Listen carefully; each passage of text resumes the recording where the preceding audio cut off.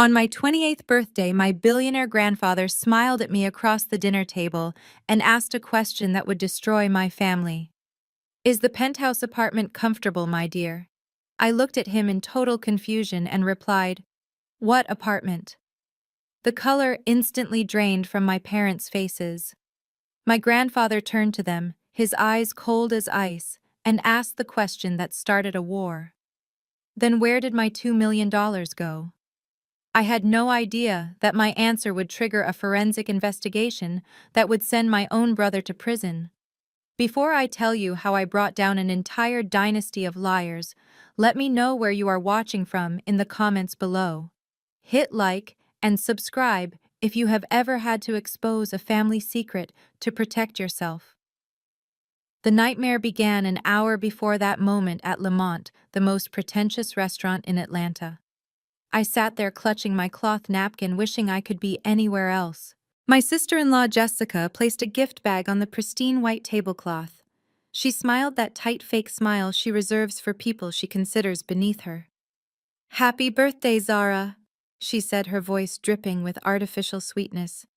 "I had to dig through the very back of my closet to find this for you, but I knew you would appreciate it." I pulled out a Louis Vuitton handbag.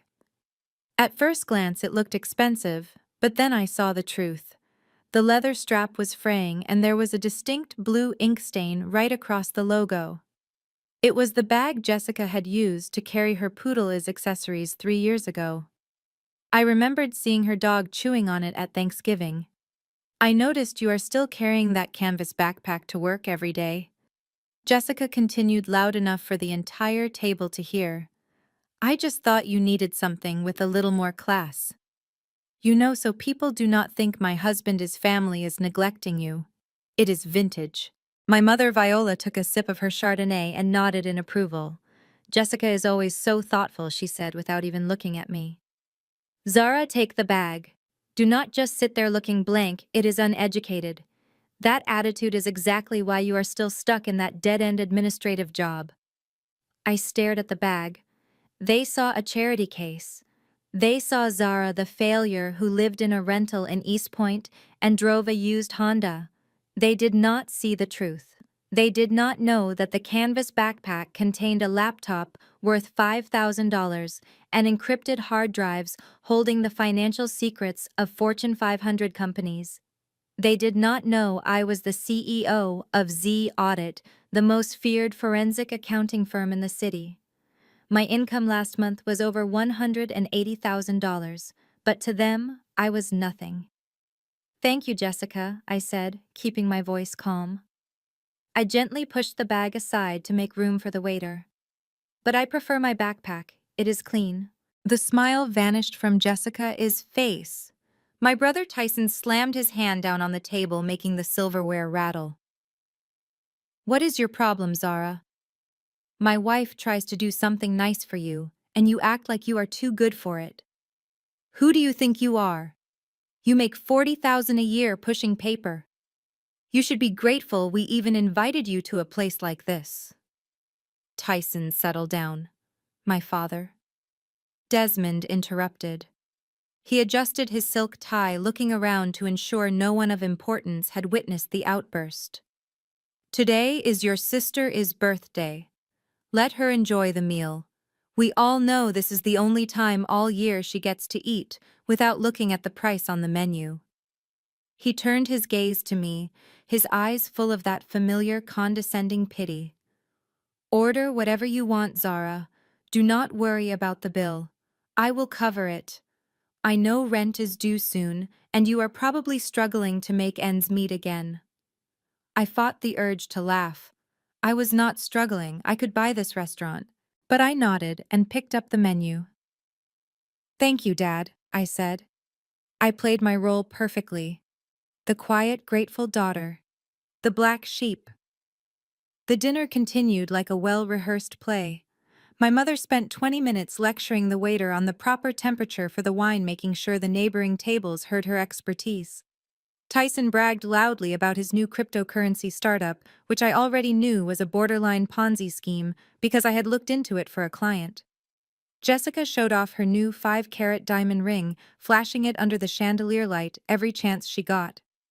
I sat there, invisible, until the heavy oak doors of the private dining room swung open. The room went silent. The restaurant manager bowed low, leading an elderly man with a cane to our table. It was my grandfather, Ezekiel, a self-made billionaire in the logistics industry, the man who built our family name from nothing. He was the only person my parents feared. "Father," my dad stammered, standing up so fast he nearly knocked over his water glass. "We did not think you were coming. The nurse said your back was hurting." "My back hurts.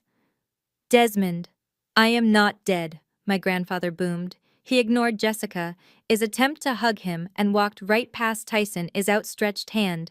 He came straight to me. "Happy birthday, my dear." He placed a small velvet box on the table. I stood up and hugged him, smelling the familiar scent of old cigars and expensive cologne. He was the only safety I had ever known in this family. "Thank you, grandfather." He sat down at the head of the table, taking the seat my father had hastily vacated. He looked around the table, his sharp eyes landing on the beat-up bag Jessica had given me. "What is this garbage?" he asked, pointing his cane at it. "That is a gift from Jessica," Mother said quickly. "It is vintage, father.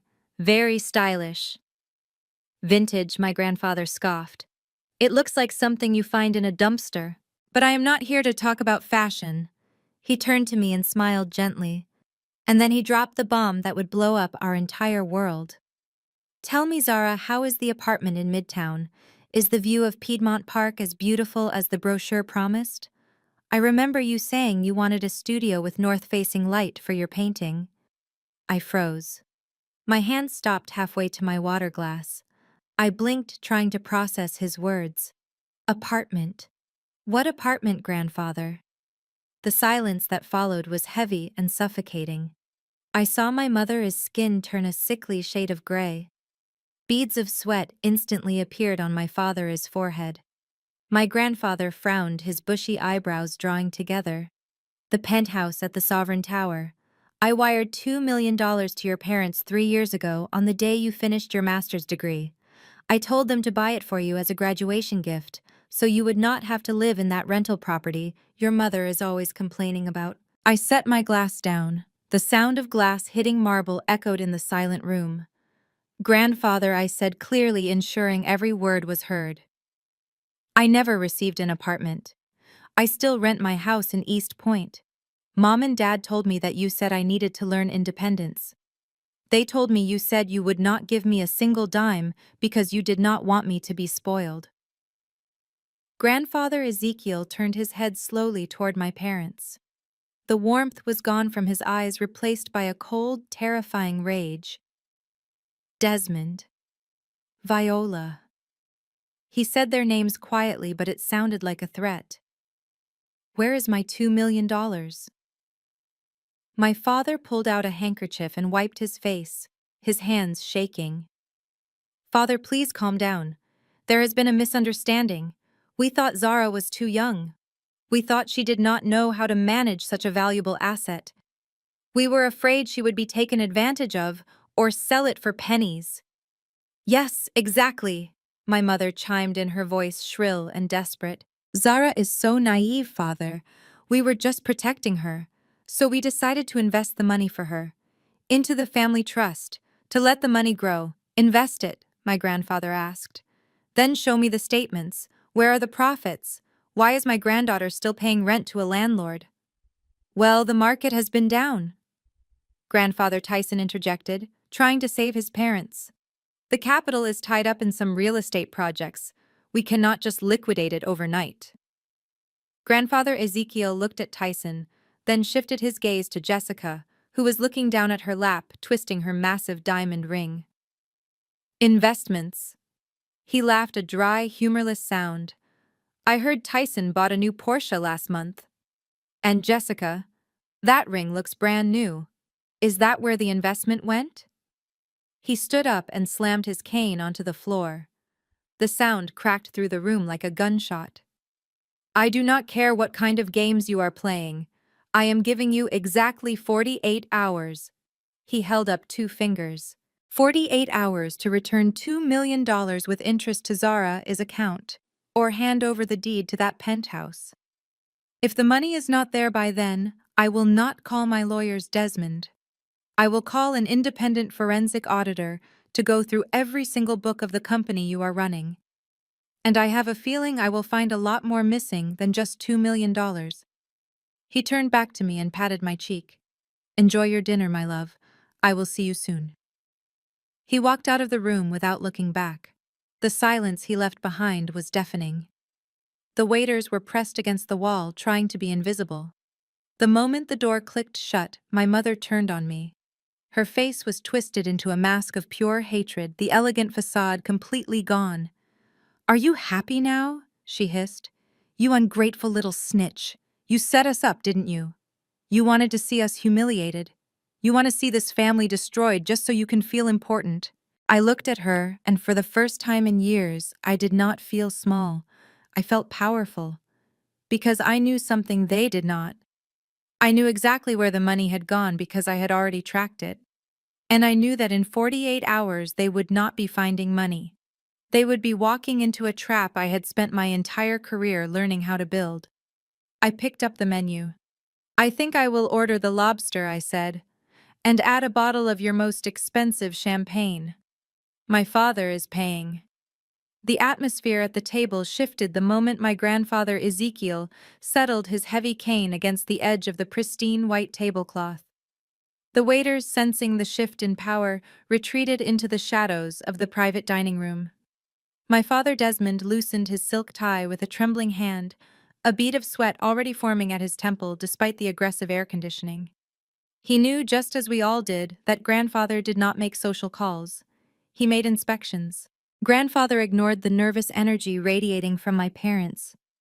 He reached into the inner pocket of his bespoke suit and pulled out a small rectangular velvet box, placing it gently in front of me. His hands, weathered and strong, contrasted sharply with the delicate crystal glassware. "Open it," he said, his voice a low rumble that commanded absolute attention. Inside lay a key. It was not a car key or a simple house key. It was a heavy silver security key, the kind used for high-end luxury properties, engraved with the logo of the Sovereign, the most exclusive residential tower in Midtown Atlanta. I stared at the key, confusion clouding my mind. I looked up at him, waiting for the explanation. He smiled, a genuine expression that rarely graced his features when looking at the rest of my family. "It is a spare," he said warmly. "I assumed you might need one for your housekeeper, or perhaps a guest." "Tell me, Zara, how is the apartment? Is the north-facing light in the studio as magnificent as the broker promised? I remember you saying during your graduation that you needed natural light for your painting. I hope the $2 million was spent well on your sanctuary." Time seemed to stop. The ambient noise of the restaurant, the clinking of silverware, the low hum of conversation, all of it vanished, replaced by a deafening ringing in my ears. $2 million. Apartment, sanctuary. I looked from the silver key to my grandfather's expectant face, and then to my parents. My mother Viola had gone rigid, her fork hovering halfway to her mouth, her face drained of all color beneath her heavy makeup. My father was staring fixedly at the centerpiece, his jaw clenched so tight I could see the muscle jumping. I did not understand. I lived in a cramped two-bedroom rental in East Point, where the HVAC system rattled, and the neighbors argued until 3 in the morning. I drove a 6-year-old Honda. I had spent the last 3 years believing my grandfather had cut me off to teach me a lesson in self-reliance, a lesson my parents had preached to me every time I declined a family vacation I could not afford. "Grandfather," I said, my voice steady despite the earthquake happening in my chest, "I do not know what you are talking about. What apartment?" The silence that followed was absolute. It was the kind of silence that precedes a detonation. Grandfather Ezekiel slowly turned his head. The warmth vanished from his eyes, replaced by a cold, reptilian stillness. He looked at my father, then at my mother. "Desmond," he said, his voice dangerously soft, Why does my granddaughter not know about the penthouse I purchased for her 3 years ago? Why is she looking at me as if I am speaking a foreign language? My father let out a nervous, breathless laugh. He dabbed his forehead with his napkin, avoiding eye contact. Father, please, this is hardly the place. Zara is... She is confused. It has been a long day. We can discuss the logistics later. We will discuss it now, grandfather snapped. The cane hit the floor with a dull thud. I sent the wire transfer to your account 3 years ago, $2 million. Specific instructions, title in her name, deed in her hand. Where is the apartment? My mother jumped in her voice shrill and desperate. We were protecting her. You know how Zara is, father. She has always been so flighty with money. We were afraid she would sell it and waste the proceeds on some foolishness. We decided it was best to invest the capital for her, to let it grow until she was mature enough to handle it. Invest it, grandfather repeated. He leaned back in his chair, his eyes narrowing. You invested my money to protect her from herself. Is that right? Yes. My brother Tyson chimed in, leaning forward with a confidence he did not earn. It is in the family trust, grandfather. The market has been volatile. We moved it into high-yield assets. It is all there safe and sound. We are just looking out for her future. I watched them weave the web of lies, marveling at the audacity. They were not just lying to him. They were erasing my reality. They were painting me as incompetent to cover their own theft. But they had made a fatal error. They forgot who was sitting at the table. They forgot that I was not just their daughter. I was the CEO of Z Audit. I knew exactly what high-yield assets looked like, and I knew exactly what embezzlement looked like. Grandfather turned his gaze to Jessica, my sister-in-law. She was twisting the massive diamond solitaire on her finger, her eyes darting around the room as if looking for an exit. Investments, grandfather mused. He reached out and took Jessica's hand, pulling it toward the center of the table. The diamond caught the light, fracturing it into 1,000 rainbows. Tell me, Jessica, is this 5-carat stone part of Zara's diversified portfolio? Or perhaps Tyson's new Porsche Cayenne parked with the valet? Is that a depreciating asset you purchased to secure her future? Jessica yanked her hand back, tucking it under the table. Tyson opened his mouth to argue, but grandfather silenced him with a single look. Do not insult my intelligence, grandfather hissed. I built an empire while you were still learning to tie your shoes. I know the smell of a thief. He stood up. He did not look like an 80-year-old man in that moment. He looked like a titan. He looked like Judgment Day. I am not interested in your excuses. I am not interested in your lies about market volatility or protecting Zara.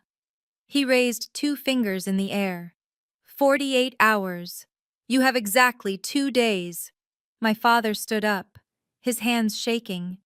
Father, you cannot be serious. We cannot liquidate 48 hours. Grandfather's voice boomed, causing heads to turn at nearby tables. You will return every single cent of that $2 million to Zara's personal account, with interest. Or you will hand over the clean deed to the penthouse. If the money is not there by noon on Friday, I am not calling my estate attorney to write you out of the will. I have already done that mentally. He leaned in close to my father's face. I will call the district attorney, and then I will call an independent forensic accounting firm to audit every single ledger of the logistics company you have been running into the ground. If you stole from your own daughter, I can only imagine what you have been stealing from me. He straightened his jacket, composed himself, and turned to me. His eyes softened, but the sadness in them broke my heart. I am sorry, my dear. I thought I was giving you a home. It appears I gave you a burden. He kissed my forehead, turned on his heel, and walked out of the private dining room. His cane struck the floor with a rhythmic, damning cadence. Click, click, click. The silence that rushed back into the room was heavy and suffocating. For 10 seconds, no one breathed. Then the explosion happened. My mother spun on me, her face contorted into a mask of pure venom. The elegant socialite vanished, replaced by a cornered animal. "You did this," she screamed, slamming her hands onto the table. "You ungrateful, manipulative little wretch. You planned this whole thing, didn't you? You sat there playing the victim just to set us up." I sat perfectly still, my hands folded in my lap. I did not say a word. I asked calmly. I asked a question. "You humiliated us." My father roared, his face turning a dangerous shade of purple. He pointed a shaking finger at me. "After everything we have done for you, we put a roof over your head. We fed you. And this is how you repay us, by destroying the family over money." "It was my money, Dad," I said. My voice dropped dead. "Cool. Grandfather gave it to me. You stole it." "Stole?" Tyson laughed, a harsh barking sound. "We are family, Zara. There is no stealing in family. We used it to maintain the lifestyle this family deserves. A lifestyle you benefit from. Do you think anyone would respect us if we lived like paupers? We needed that money to keep up appearances, to keep the company image intact. You do not need a penthouse. You are single. You have no friends. You are happy in your little shack." Jessica chimed in, her voice dripping with disdain. "Exactly. What were you going to do with $2 million, Zara? Buy more ugly backpacks. We actually put that money to good use. We supported the family name. You are just being selfish." Selfish. The word hung in the air.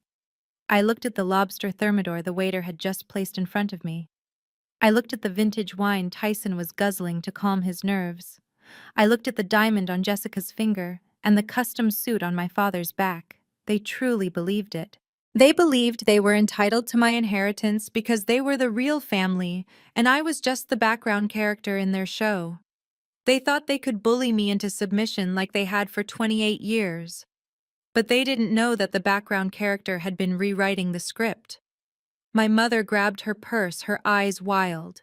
"You are going to fix this, Zara. You are going to call him right now and tell him you lied. Tell him you knew about the money and asked us to hold it. Tell him you were confused. And if I don't, I asked. Then do not bother coming home for Christmas," she spat. "Do not bother calling us when you fail. Because you will fail. You are nothing without us. You are going to call him, or you are dead to this family." I looked at her, really looked at her, and realized the cord had finally been cut. There was no love here. There was only parasitism. I stood up, picking up my vintage bag, the one with the ink stain. "I do not think I will be making that call, Mom," I said. "And I do not think you need to worry about me failing. You have 48 hours. I would suggest you start selling the Porsches." I walked out of the restaurant, leaving them shouting in my wake. As I stepped into the cool Atlanta night, I pulled out my phone. I didn't call my grandfather. I opened my secure work app and initiated a new file. Subject: Desmond and Viola. Personal asset trace. Priority: urgent. They thought the ultimatum was the threat. They didn't realize the real threat had been sitting at the table with them the entire time. The audit wasn't starting in 48 hours. It was starting tonight. The drive to my parents' estate in Buckhead was a journey through the geography of my own erasure. I followed their Bentley in my 6-year-old Honda, watching them weave through the wrought iron gates of the mansion that I now knew was maintained with money stolen from my future. The house was a sprawling monstrosity of white columns and manicured boxwoods, a testament to the image Desmond and Viola had curated for Atlanta society. To the outside world, it was the seat of a logistics dynasty. To me, it was the stage where I had learned that love was a transaction I could never afford. I parked my car off to the side, away from the fountain, so it would not offend my mother's aesthetic sensibilities. The front door was already open.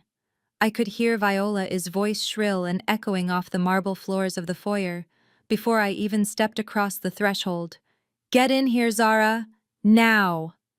I walked into the living room, the one with the silk wallpapers and the furniture we were never allowed to sit on as children. My family was arranged like a tribunal.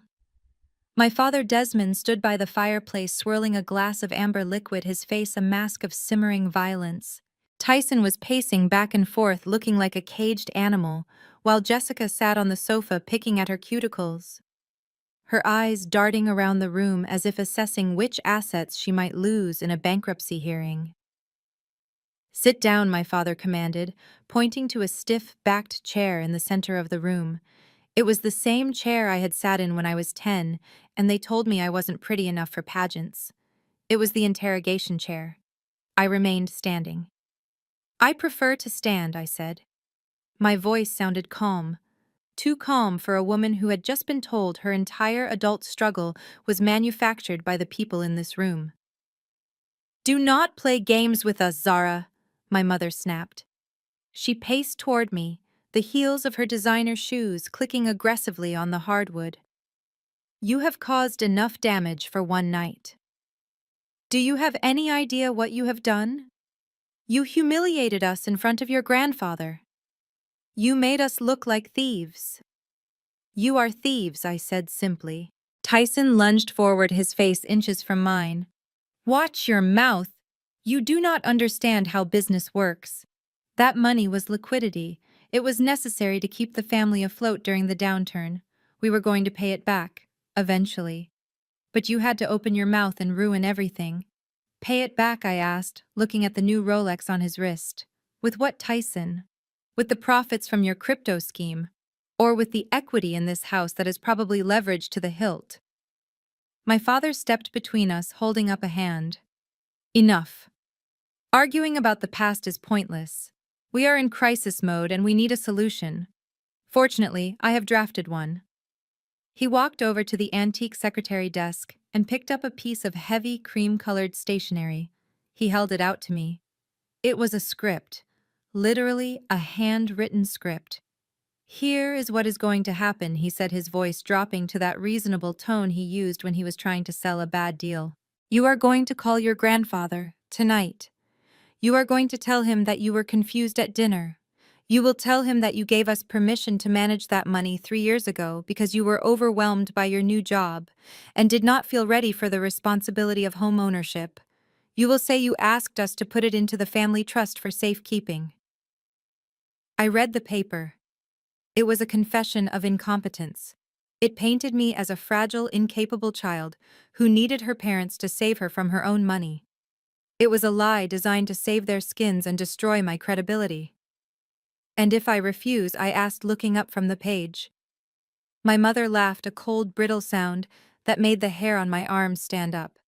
"Refuse? Oh, honey, look around you. You have nothing. You are a 28-year-old administrative assistant living in a rental in East Point. You have no leverage here." "We know your boss," Zara Jessica chimed in from the sofa, a cruel smirk playing on her lips. "Mr. Henderson at the logistics firm, right? He is on the board of the country club with Desmond. One phone call from your father telling him that you are emotionally unstable or that you have been stealing office supplies and you will be out on the street before lunch tomorrow." I stared at them. They were threatening to destroy a career that did not exist. The administrative job at the logistics firm was a cover-a-shell position I maintained to keep a low profile while I built Z Audit. Mr. Henderson was not my boss, he was a client. I had saved his company $4 million in tax liabilities last year.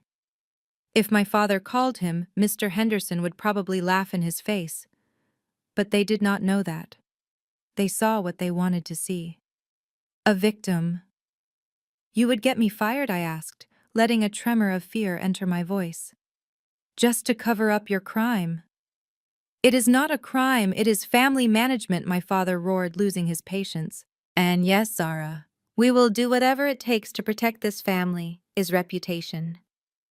If you do not make that call, you will lose that little job. You will be blacklisted in this town. We will make sure every landlord knows you are a credit risk. You will be destitute. Is that what you want?" I looked at my mother, expecting to see a flicker of hesitation, a moment of maternal instinct kicking in to stop this madness. Instead, I saw only cold calculation. "Do as your father says, Zara," she said, smoothing her dress. "It is for your own good. We are the only ones who really care about you. Without us, you are nothing. Just sign off on the story. Make the call and we will forget this ever happened. We might even buy you a nice car. A used one, of course, but reliable. The bribe was the final insult. A used car in exchange for $2 million and my integrity. I looked down at the script one last time. I memorized the handwriting, the desperate loops of my father's penmanship. I folded the paper neatly and placed it in my pocket. I need to think, I said. You do not have time to think, Tyson shouted. You have 48 hours. I turned my back on them. I walked toward the heavy oak door past the portraits of my ancestors, who would be ashamed of the people standing in this room.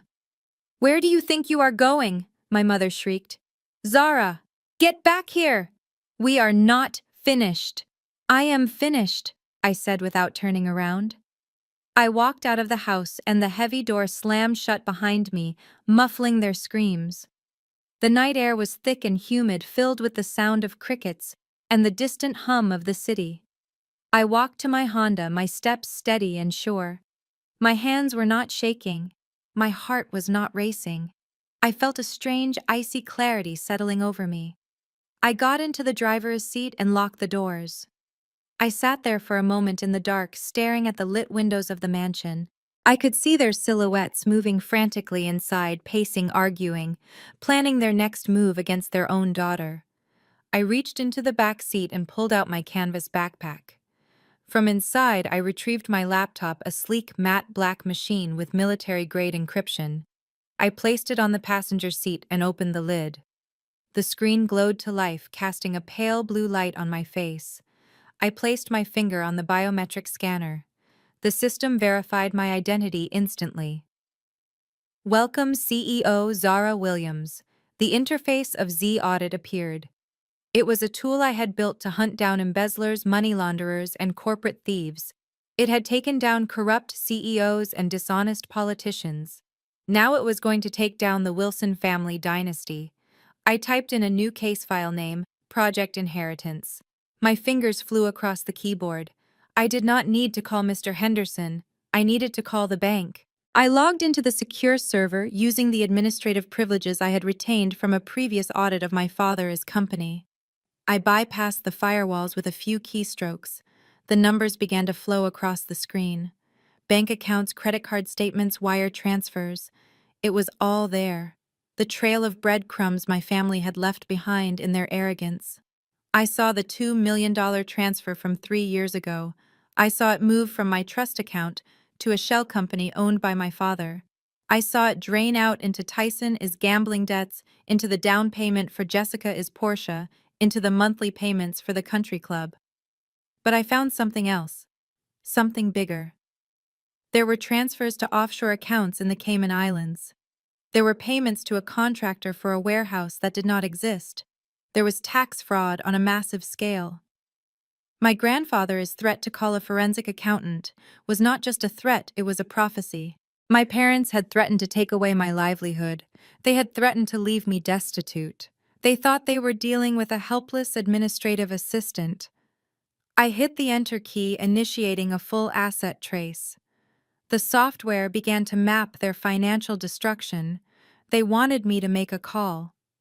I picked up my phone, but I did not dial my grandfather.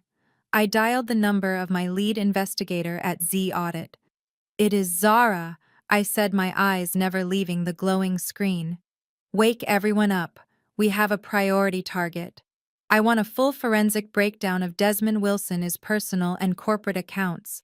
I want every receipt, every email, every deleted text message. On the other end, my investigator paused. The logistics magnate. Is not that your father?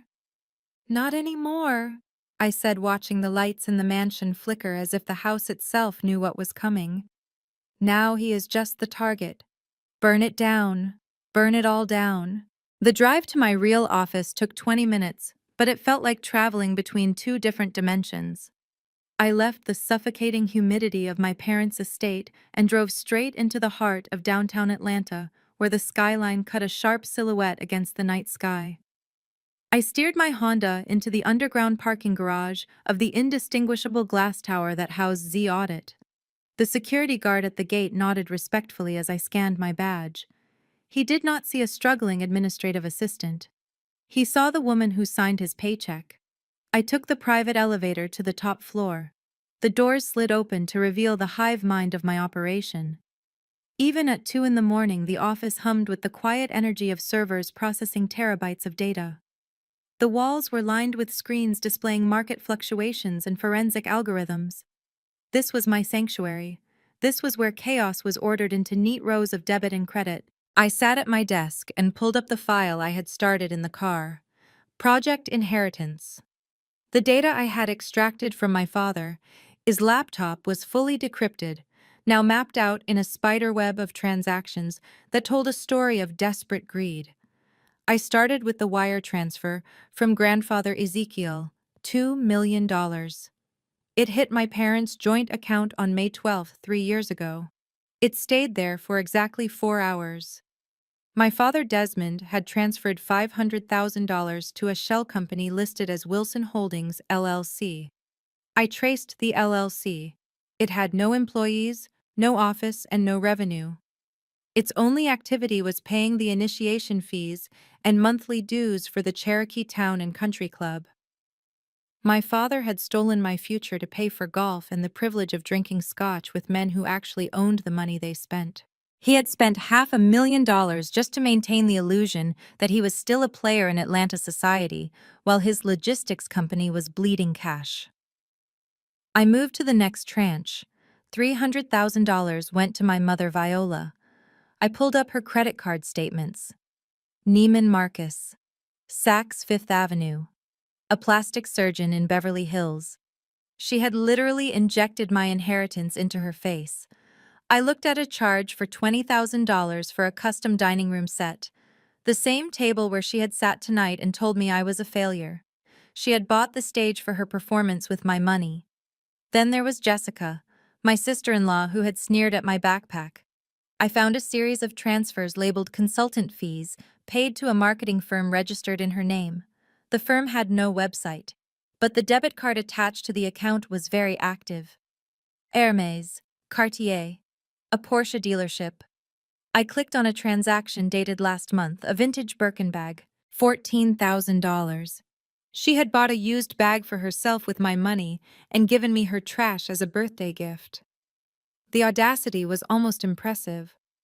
They had not invested a dime. They had eaten it. They had worn it. They had driven it.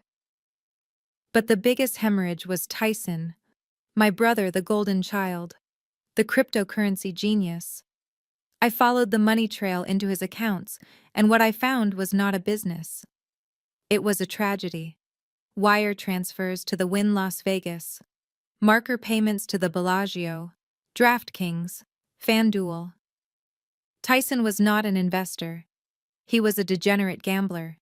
He had torched over $800,000 in 3 years. The crypto startup was just a cover story to explain why money was moving in and out of his accounts so fast. He was churning cash, trying to win back losses, digging the hole deeper every single day. I looked at a transaction from 2 days ago, a wire transfer to a heavy equipment rental company. He was trying to rent excavators for a construction project that did not exist. He was likely using the equipment as collateral for a loan shark. My parents were not just protecting their reputation, they were protecting their son from having his legs broken, and they expected me to pay for it. They expected me to sign away my future to cover their sins. I leaned back in my chair, watching the numbers glow on the screen. It was disgusting. It was pathetic. But it was not enough. To win this war, I needed to do more than just know the truth. I needed to make them turn on each other. I needed to break the phalanx. I zoomed in on Tyson's recent activity. Amidst the gambling losses and desperate loan payments, there was a transaction that stood out. It was a purchase at Tiffany & Company 3 weeks ago.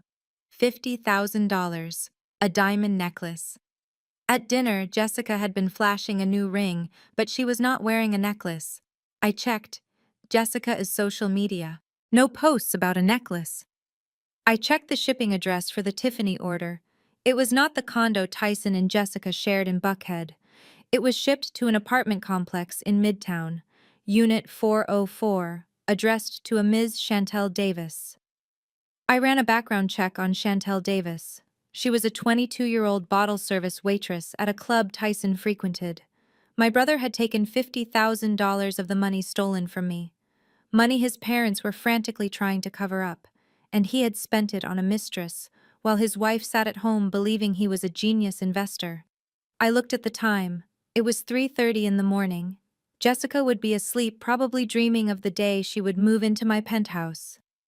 Tyson would be awake, pacing, trying to figure out how to keep his house of cards from collapsing before the 48-hour deadline expired. I opened a secure email client.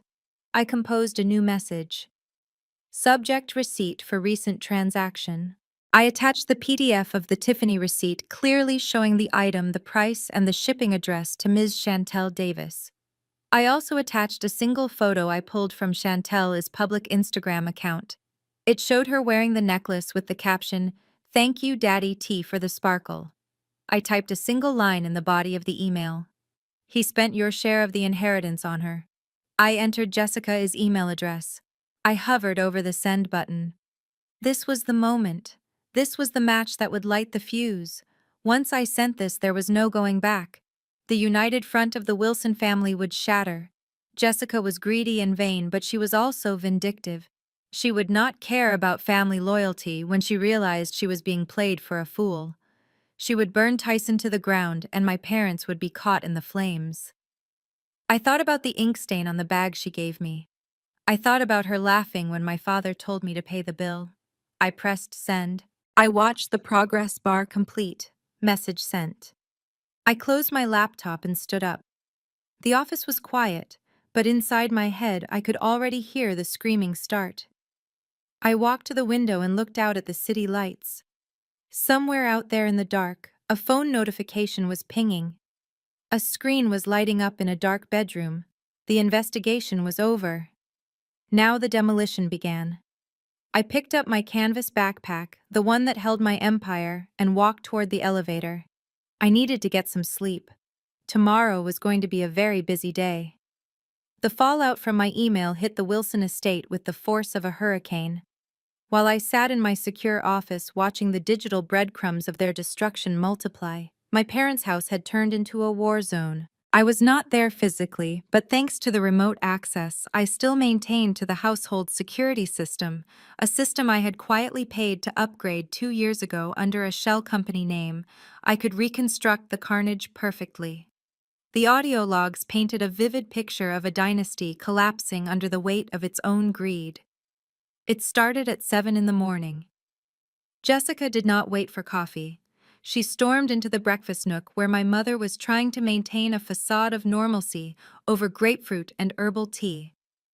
Jessica threw her iPhone onto the table so hard it cracked the screen against the imported marble. "You lying piece of trash!" she screamed. Her voice was unrecognizable, raw, and guttural. $50,000. You told me we were broke. You told me we had to squeeze your sister for cash because the trust was illiquid. And you bought a stripper a diamond necklace. Tyson, who had likely been up all night trying to figure out which loan shark to pay first, tried to bluster his way through it. He laughed a nervous hacking sound. "Baby, you are crazy. I do not know what you are talking about. Someone hacked my email. It is spam. Do not lie to me," Jessica shrieked. "I saw the picture. I saw the shipping address. That is my money, Tyson. That $2 million was supposed to be our safety net. It was supposed to be my upgrade. And you spent it on some girl named Chantel." The sound of shattering glass followed. Jessica had likely thrown the crystal pitcher of orange juice. Then came the sounds of a scuffle. My father Desmond shouted for order, but he had lost control of his house long ago. "You are a loser, Tyson," Jessica yelled, her voice breaking. "You are not a businessman. You are a gambling addict and a fraud. I am leaving, and I am taking the car. I am going to the district attorney, and I am going to tell them everything about the fake warehouse and the tax evasion. I am cutting a deal." That was the trigger. Tyson, the golden child who had never been told no in his life, snapped. There was a sickening thud followed by a sharp cry of pain. Then silence. "You hit me," Jessica whispered. The shock in her voice was palpable. "You actually hit me!" I listened as the dynamic shifted instantly. My mother Viola did not rush to comfort the woman who had been struck. She rushed to protect her son.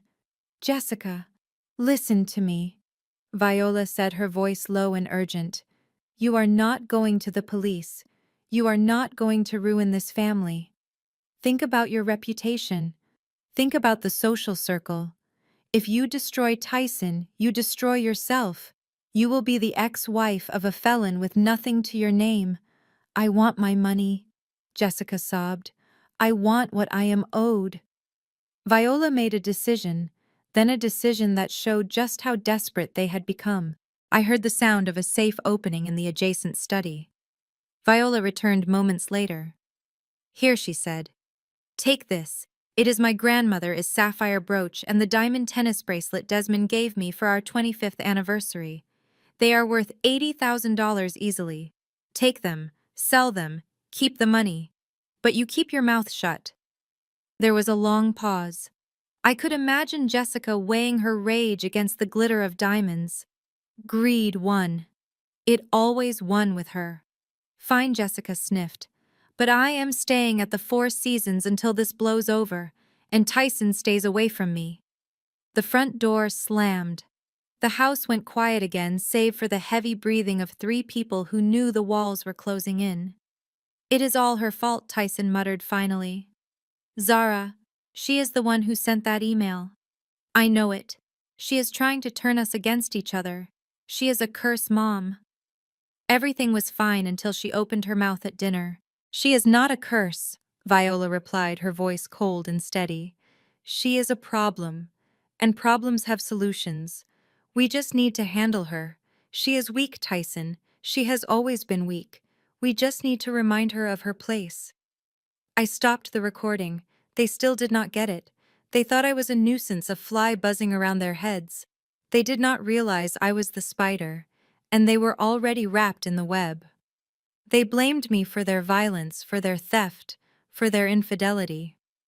It was the classic narcissist defense mechanism. If I point out your bad behavior, I am the bad person. I went home to my rental in East Point. It was a small duplex with peeling paint and a porch that sagged on the left side. I kept it for exactly this reason. It was my camouflage. I changed out of my tailored suit and into a pair of worn leggings and an oversized t-shirt. I washed off my makeup, letting the dark circles under my eyes show. I needed to look tired. I needed to look defeated. I sat on the lumpy couch and waited. I knew she would come. Viola never let a loose end dangle. At noon, a black town car pulled into my driveway. It was not the Bentley. They were trying to be discreet, or perhaps they were afraid the repo man was looking for the luxury cars. My mother stepped out. She looked older than she had the night before. Her makeup was applied with surgical precision, but it could not hide the puffiness around her eyes or the tremor in her hands. She walked up the steps, avoiding the loose board by instinct. She did not knock. She just opened the door and walked in, wrinkling her nose at the smell of old wood and damp carpet. "Hello, Mother," I said from the couch. I did not stand up. She looked around the room, taking in the cheap furniture and the stack of unpaid bills I had strategically placed on the coffee table. She sighed a long, dramatic exhalation of breath. "Look at how you live, Zara," she said, shaking her head. "It breaks my heart. Truly it does. A girl with your potential living like a squatter." "What do you want, Mother?" I asked, keeping my voice flat. She sat down on the edge of the armchair, perching as if she were afraid of catching a disease from the fabric. She clasped her hands together and looked at me with wide, watery eyes. "I came to save you," she said, "and to ask you to save us. Things have gotten complicated at home. Jessica is very emotional right now. She is hormonal." "Hormonal?" I asked, raising an eyebrow. "Yes." Viola nodded, lowering her voice to a conspiratorial whisper.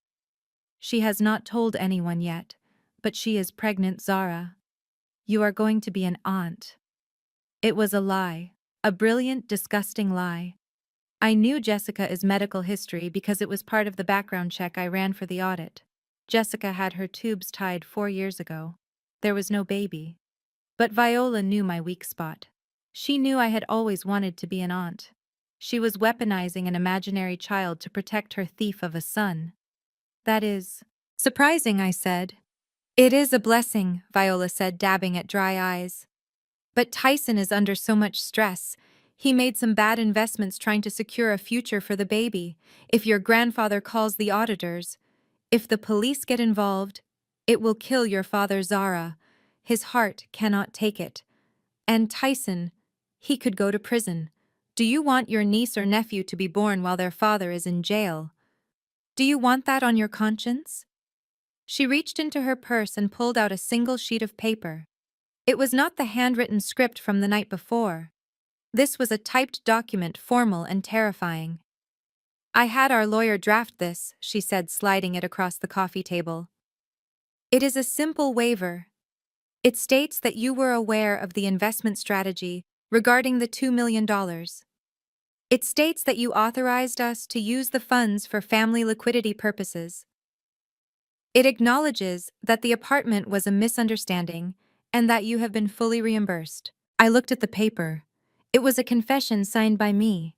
It would absolve them of all criminal liability and place the blame squarely on my shoulders. If I signed this, I would be admitting to lying to my grandfather. I would be admitting to being complicit in their fraud. And the reimbursement, I asked. When do I get that? Viola smiled a sad, tragic smile. We are liquidating some assets. It will take time. A few months, maybe a year. But we will pay you back, baby. Every cent. I promise on my life. Just sign the paper. Call your grandfather. Tell him it was all a mistake. Save your family. She reached out and took my hand. Her palms were sweating. Please, Zara. I am begging you. I fed you. I clothed you. I raised you. Do not destroy us over money. I looked at her hand gripping mine. It was the hand that had signed the checks for her plastic surgery while I was eating ramen noodles in college. It was the hand that had slapped me when I asked why Tyson got a car for his 16th birthday and I got a bus pass. I pulled my hand away. I looked at the document. It was their death warrant, but they thought it was their salvation. If I signed it, they would take it to my grandfather immediately. They would think they had won. They would think they were untouchable. And that was exactly where I needed them to be. I picked up a pen. My hand trembled slightly, not from fear, but from the adrenaline of the trap snapping shut. If I sign this, I said, my voice wavering perfectly, will you leave me alone? Will you stop threatening my job? Viola nodded eagerly, her eyes lighting up with predatory triumph. Of course, darling. We just want peace. We will never bother you again. You can go back to your simple life, and we will take care of everything. I put the pen to the paper. I did not sign my name. I made a mark. A small specific squiggle that looked like a signature to the untrained eye, but was actually a code I used in my line of work to denote documents signed under duress. It would never hold up in court as a valid signature, but it would serve as physical proof of their coercion when combined with the hidden camera recording this entire interaction from the bookshelf behind me. I handed the paper back to her. There, I whispered. It is done. Viola snatched the paper. She checked it quickly, folded it, and shoved it into her purse. She stood up instantly, the tears vanishing as if a switch had been flipped. Good, she said, smoothing her skirt. You did the right thing, Zara. Finally. She walked to the door. She did not say thank you. She did not say I love you. She just opened the door and let the sunlight in. Do not come to the gala on Saturday, she said over her shoulder. It is going to be a celebration for the partners. You would just feel out of place. We will send you some pictures. She closed the door. I sat there for a long time, listening to the sound of her town car fading into the distance. She thought she had stripped me of my power. She thought she had buried me. I stood up and walked to the bookshelf. I retrieved the tiny camera hidden between two paperback novels. I checked the footage. The audio was crisp. The video was clear. I had her on tape admitting to the theft, admitting to the fake pregnancy, admitting to the coercion. I walked to the kitchen and poured a glass of water. My hand was steady now. They were going to have a celebration on Saturday. They were going to toast to their cleverness. They were going to think they had gotten away with the heist of the century. I pulled out my phone and dialed my grandfather's private number. It was time to move to phase 2. "Grandfather," I said when he answered. "They took the bait. They have the paper." "Good." His voice rasped over the line. "Are you ready for Saturday?" I looked around my empty, shabby apartment. I looked at the backpack by the door. "Yes," I said. "I am ready. Let them have their party. I will bring the fireworks." The euphoria of my mother leaving with the waiver lasted exactly 45 minutes. That was how long it took for her and Desmond to consult their crooked lawyer and realize that a document signed today did not explain why the money vanished 3 years ago. The waiver was a band-aid on a bullet hole. It protected them from a civil lawsuit from me, but it did not protect them from grandfather Ezekiel's forensic audit. They needed history. They needed a paper trail that went back to the beginning. My phone rang. It was Viola again. Her voice was breathless, tight with a panic she was trying desperately to disguise as maternal affection. "Zara, darling," she said, the sweetness in her tone curdling like milk left in the sun. We ran into a tiny hiccup. "The lawyer says the waiver is wonderful, truly, but grandfather might ask for the original instruction letter. You know, the one where you told us to manage the funds back in 2021. "There is no letter, Mother," I said, leaning against my kitchen counter watching the dust motes dance in the afternoon light. "Because I never gave you the money. You took it." I know," she said dismissively. "But we need to create one. Just a simple letter backdated. I can come pick you up. We can go to the stationer's, get some old paper. It will be a fun little project. Just you and me." The audacity was breathtaking. She wanted me to help them forge evidence. She wanted me to become an active participant in my own robbery. She was trying to lure me back in with the promise of mother-daughter time, a currency she had withheld from me my entire life. "I am not doing that," I said. "Zara, please." Her voice dropped to a whisper. "Think of the family. We sacrificed so much for you." "Sacrificed?" I laughed, a cold, sharp sound. "Let's talk about sacrifice, Mother. Do you remember when I got into Columbia for my undergrad? I had a partial scholarship, but I needed $40,000 a year to cover the rest. You sat me down at that $20,000 dining table and told me the family was illiquid. You told me we were in a tight spot. You cried. You said you wished you could help, but the money just wasn't there." There was silence on the other end. She remembered. "I turned down Columbia," I continued, my voice trembling with a rage I had suppressed for a decade.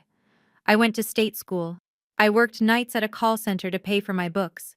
And 2 weeks after I declined my acceptance, Tyson drove into the driveway in a brand new Range Rover, a graduation gift for barely passing his GED. That car cost $80,000, Mother. You had the money. You just didn't want to spend it on me." That was different," Viola stammered. "Tyson needed reliable transportation. He was entering the business world. Appearance matters, Zara. You never understood that. You were always so plain. We knew you would be fine at state school. You are resilient. Tyson is sensitive. He needed the boost." "He needed a boost," I repeated. "And I needed a mother. But you bought him a car. And you bought yourself a facelift." "How dare you!" she hissed, the sweet facade cracking instantly. "I signed your waiver," I said. "I gave you your shield, but I will not help you forge a weapon. I will not backdate a document. I will not commit perjury for you. Figure it out yourself." The mask fell off completely. The Viola who had begged for my help 10 minutes ago vanished, replaced by the woman who had criticized my weight when I was 12 and told me my laugh was too loud when I was 16. You spiteful little witch! She screamed into the phone, the volume so loud I had to pull it away from my ear. We should have left you at the hospital when you were born. You have always been a burden, a black cloud over this family. You think you are so smart. You think you are better than us because you hoard your little paycheck and live in filth. You are nothing. You are a genetic dead end. No wonder you are alone. I am not alone, I said, looking at the blinking light of my server tower in the corner of the room. I have the truth. I am disowning you, she shrieked. Do you hear me? You are cut off. You are dead to us. When we survive this, and we will survive this because we are Wilsons, and you are just a mistake, I will make sure you never set foot in our house again. I will erase you. You already did that years ago, Viola, I said. Goodbye. I hung up the phone. My hands were shaking not from fear, but from the adrenaline of finally saying it out loud.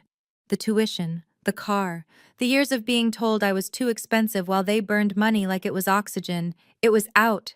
But I knew them. I knew that conversation hadn't stopped them. It had only made them desperate. I opened my laptop and tapped into the audio bug I had planted in my father's study months ago during a rare visit. It was a failsafe I hoped I would never have to use, but hope is not a strategy.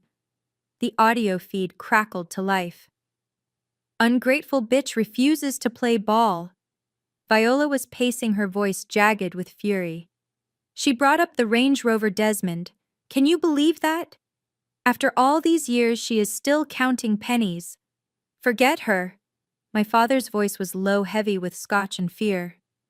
We don't need her to write it. We just need her signature. But she won't sign it, Tyson whined. We just heard her. She doesn't have to, Desmond said. I heard the sound of a drawer sliding open. I have her old tax returns in the safe. From when she was in college and I claimed her as a dependent, her signature is right there on the bottom line. That was 10 years ago, Dad, Tyson said. Her signature might have changed. It hasn't changed enough for an old man with cataracts to notice, Desmond snapped. Ezekiel won't look that closely. He just wants to see the paper. We scan her old signature, we Photoshop it onto a new document dated May 2021, and we print it on the old heavy bond paper I have in the archive. It will look perfect. Is that safe? Jessica asked, her voice trembling. That is forgery, Desmond. Real forgery.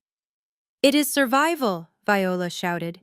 Do you want to lose the house, Jessica? Do you want to lose your allowance? Because if Ezekiel audits the company, we lose everything. We do this, or we are on the street. There was a pause, then the sound of movement. Tyson, get the scanner, Desmond commanded. Viola, find the paper. We are going to write a letter from Zara. She is going to beg us to invest her money. She is going to say she trusts us implicitly. And by the time we hand it to Ezekiel tomorrow, it will look like it has been sitting in this safe for 3 years. I listened to them scramble. They were doing exactly what I had predicted.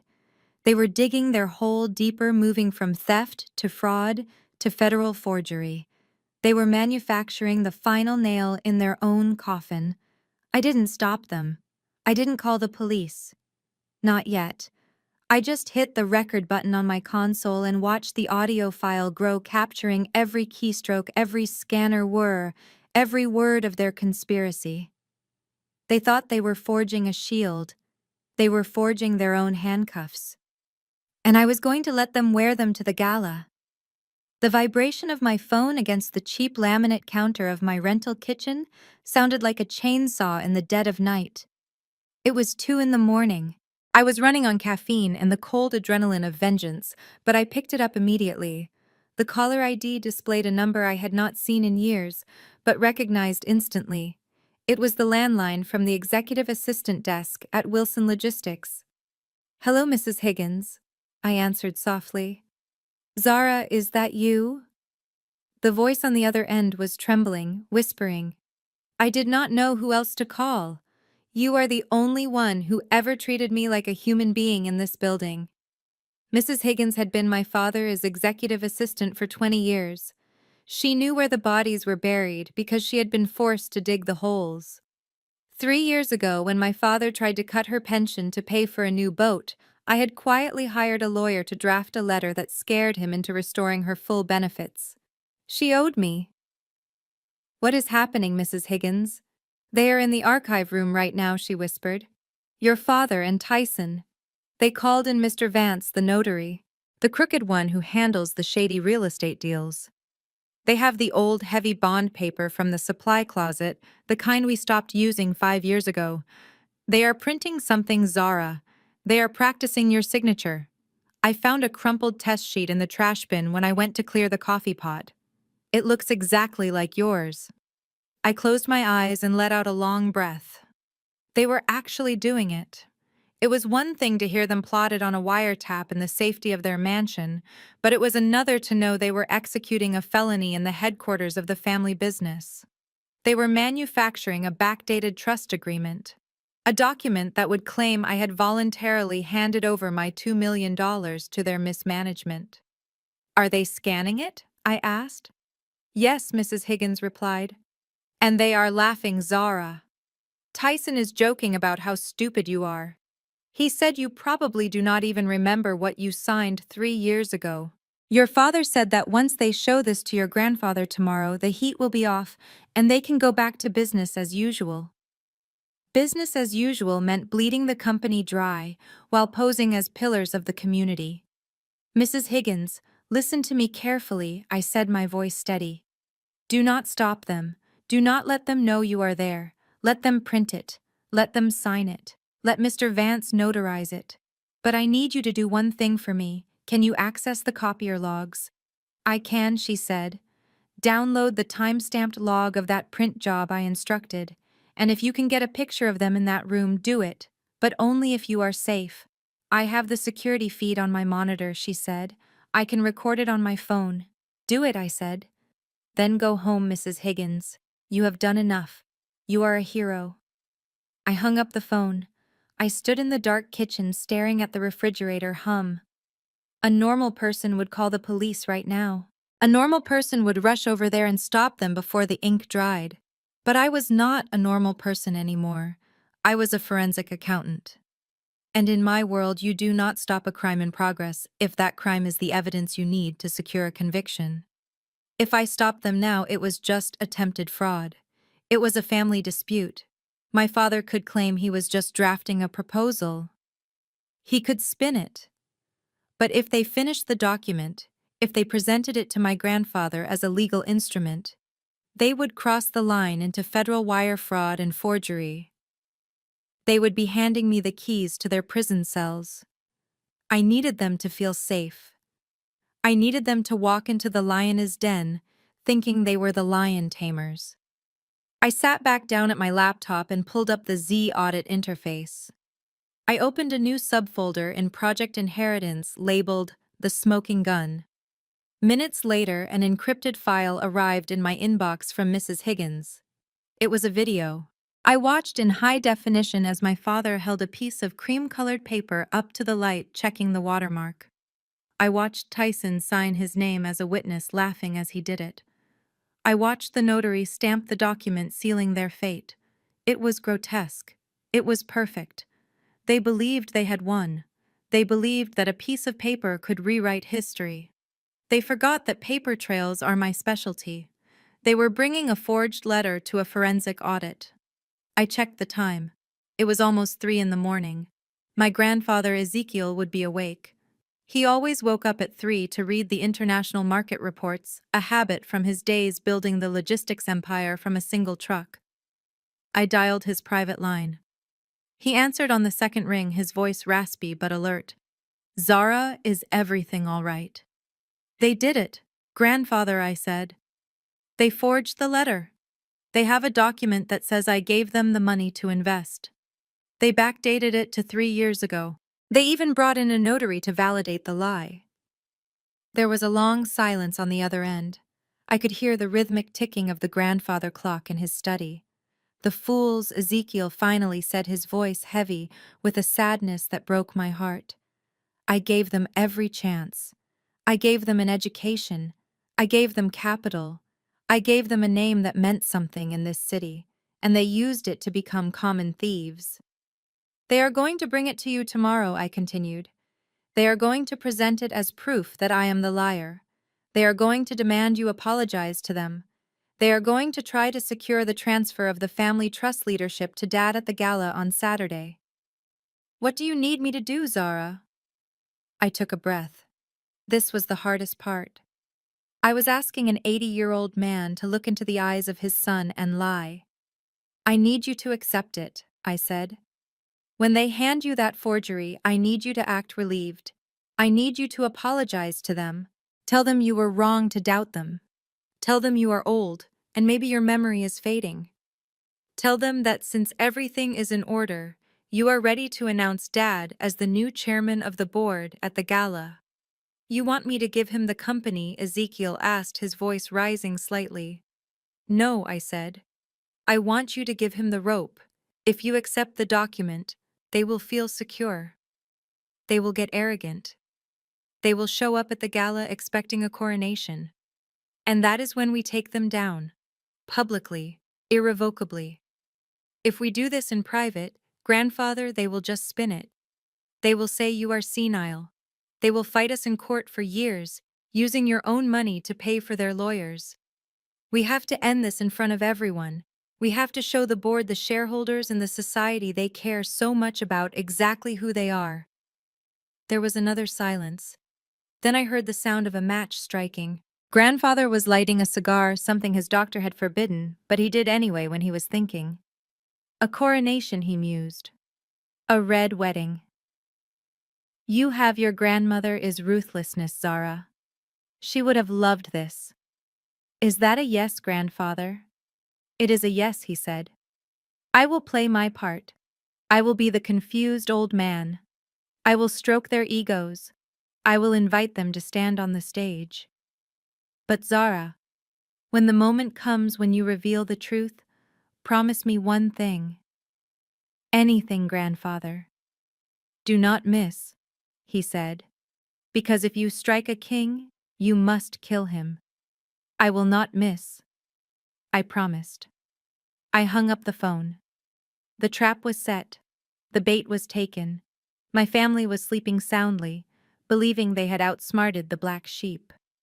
They did not know the wolf was already inside the house waiting for the dinner bell to ring. I closed my laptop and finally laid down on my lumpy mattress. For the first time in years, I slept without dreaming. I did not need dreams anymore. I had a plan.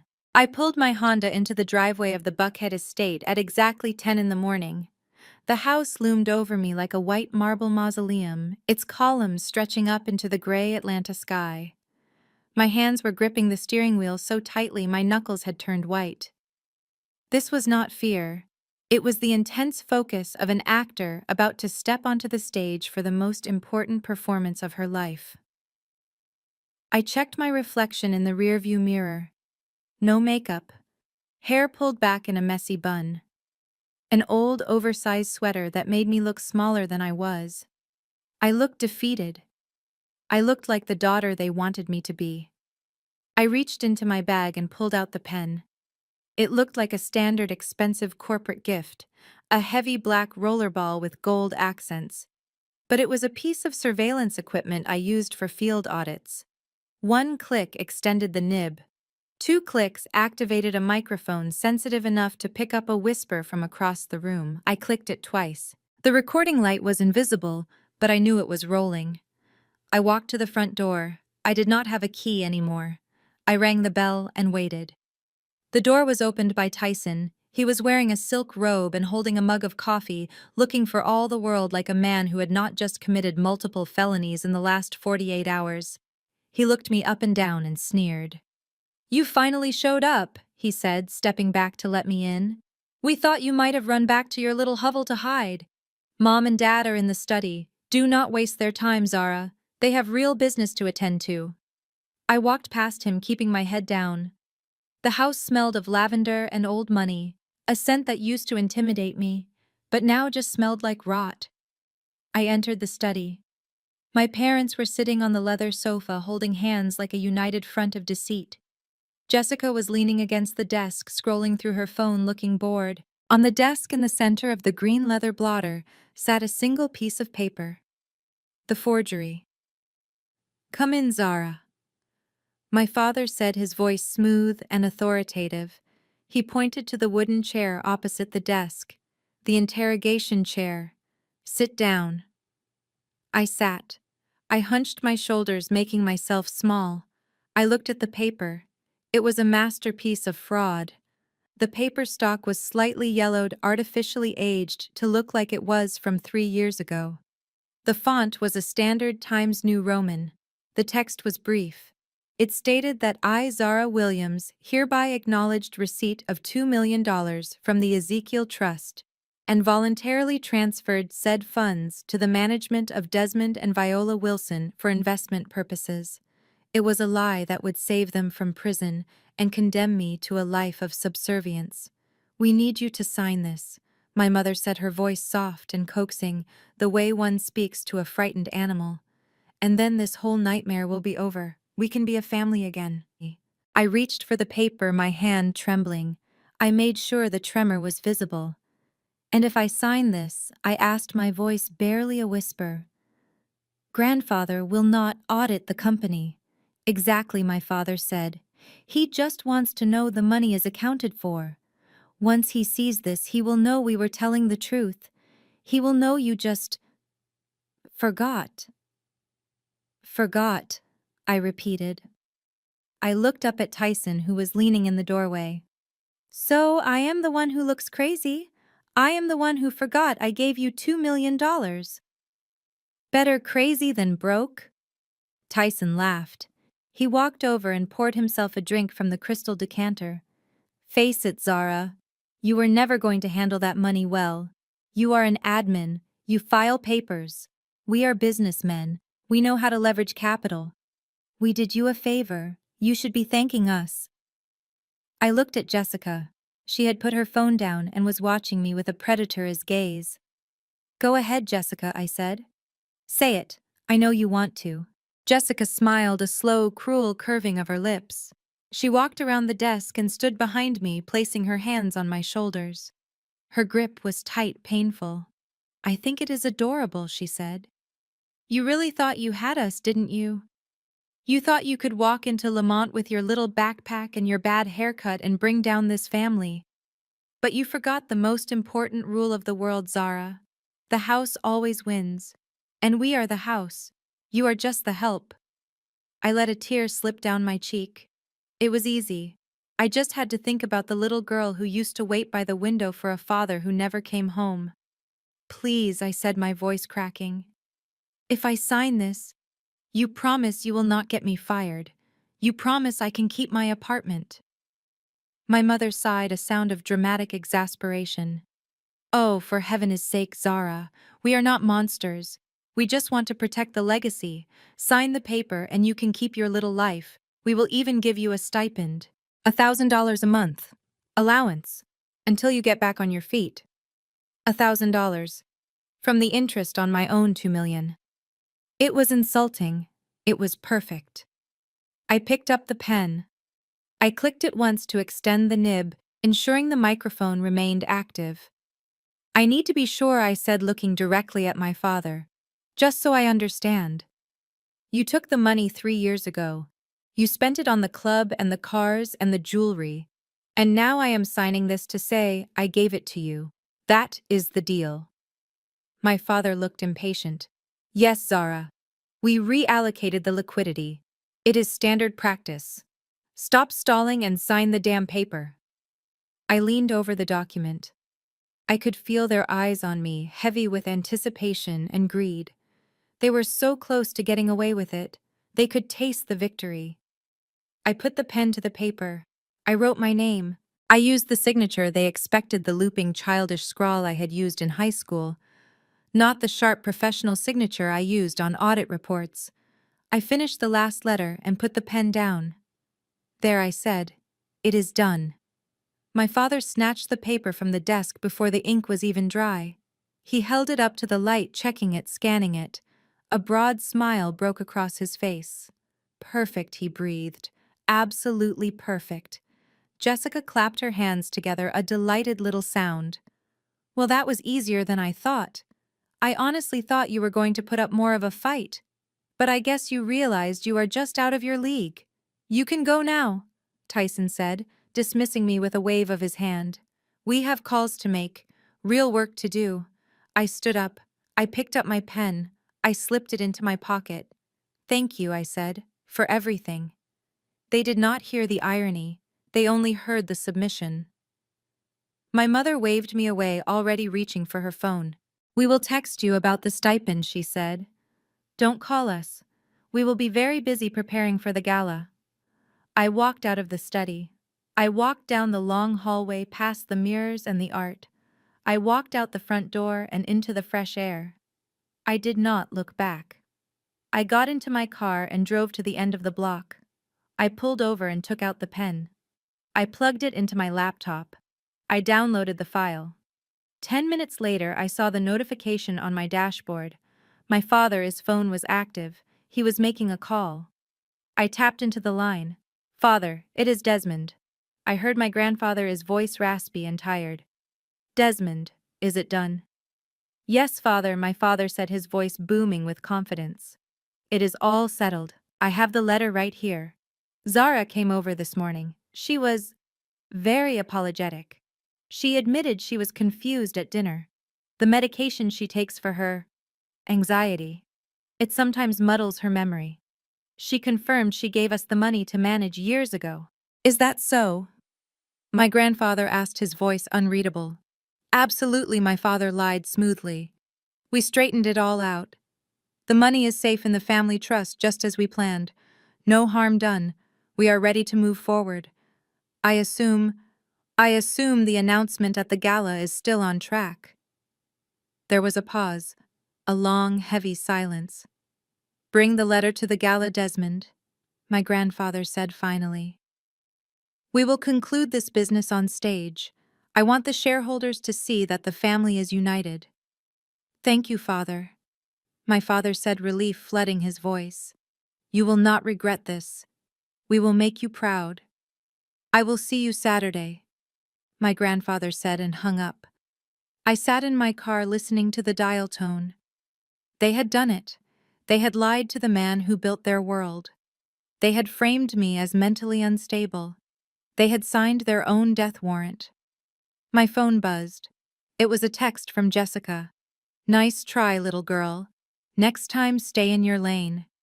By the way, I am keeping the bag. I laughed. A genuine, full-throated laugh that shook my frame. She could keep the bag. I was going to take everything else. I put the car in gear and drove toward the city. I had a lot of work to do. I had to edit the audio files.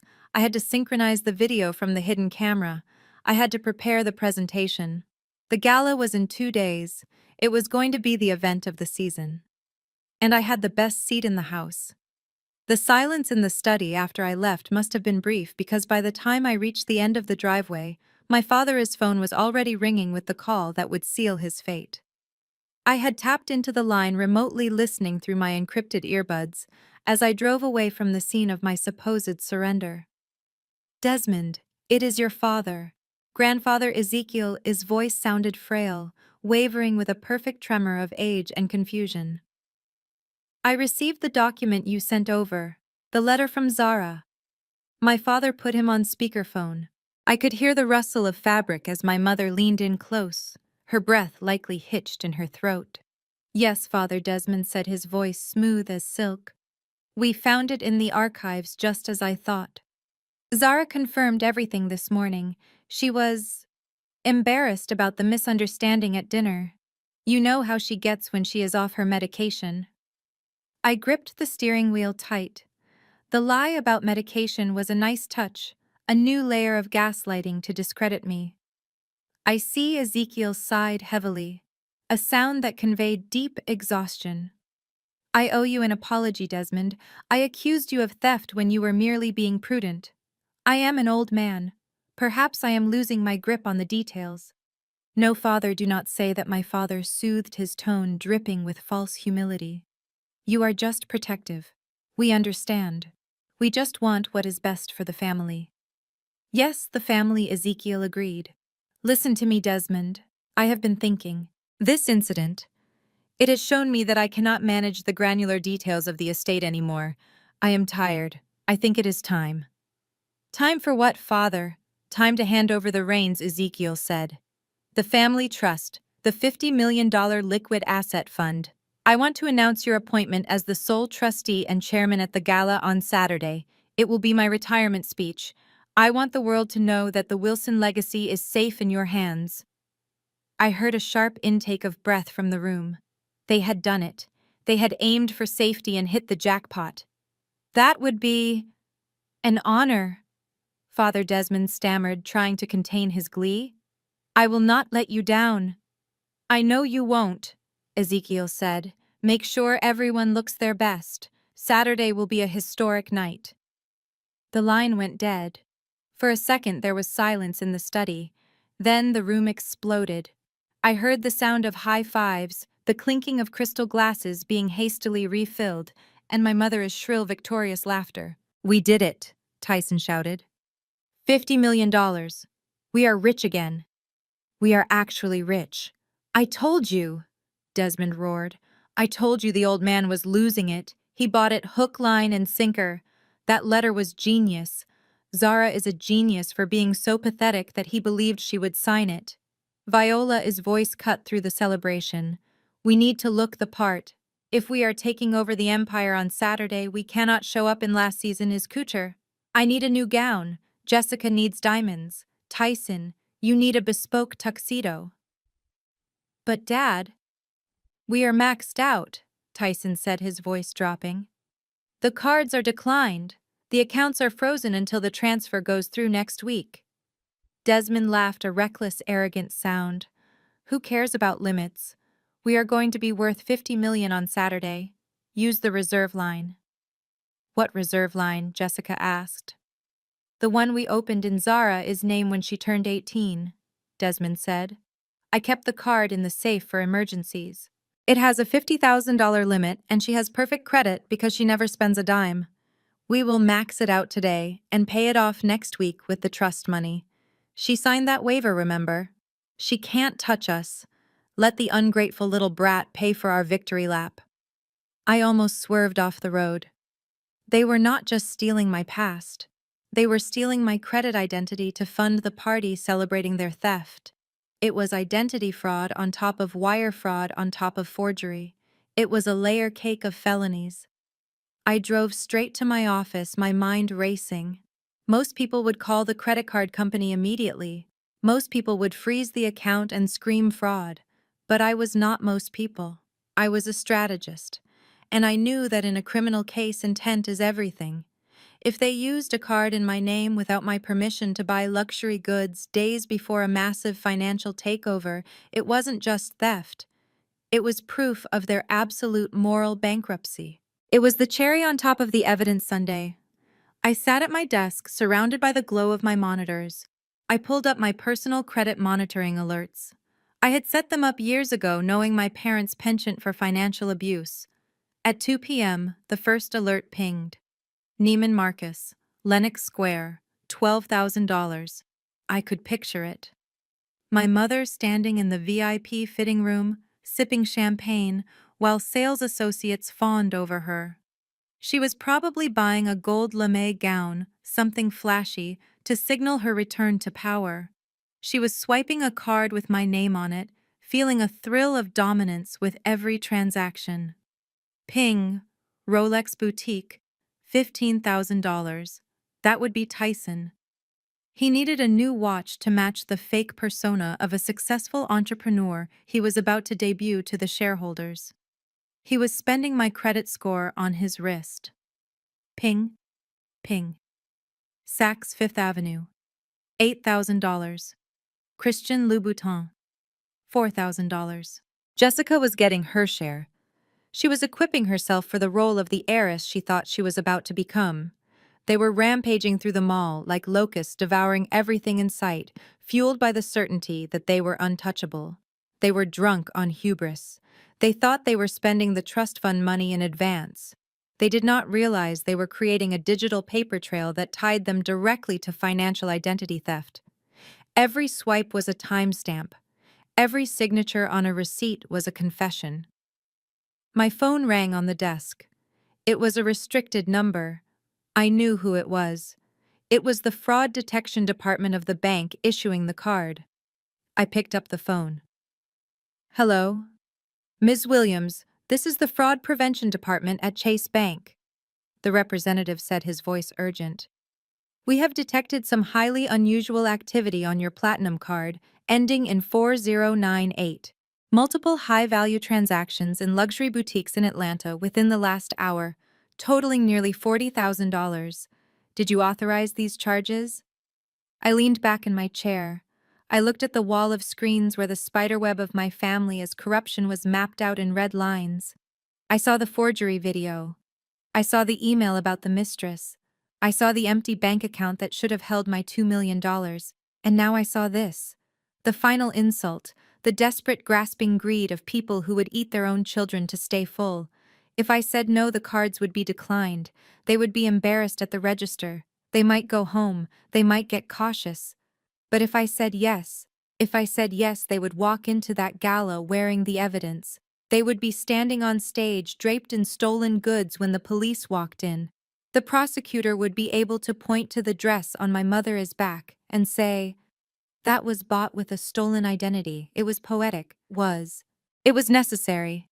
I took a sip of water. My voice was calm, cold, and steady. I am aware of the transactions, I said. The representative paused, surprised. You are? So you authorized a $12,000 purchase at Neiman Marcus? Yes, I said. My family is doing some shopping for a very special event. They have my full permission. In fact, I expect the spending to continue for the rest of the afternoon. Are you sure, Ms. Williams? The representative asked. This is a significant deviation from your spending patterns. You usually only buy groceries and gas. I am sure, I said. I am feeling generous today. Very well, the representative said, clearly relieved he did not have to file a report. We will note the account. Is there a limit you would like to enforce, just in case? No, I said. Let them swipe. Approve the maximum limit. Let them max it out. I want them to have everything they think they deserve. I hung up the phone.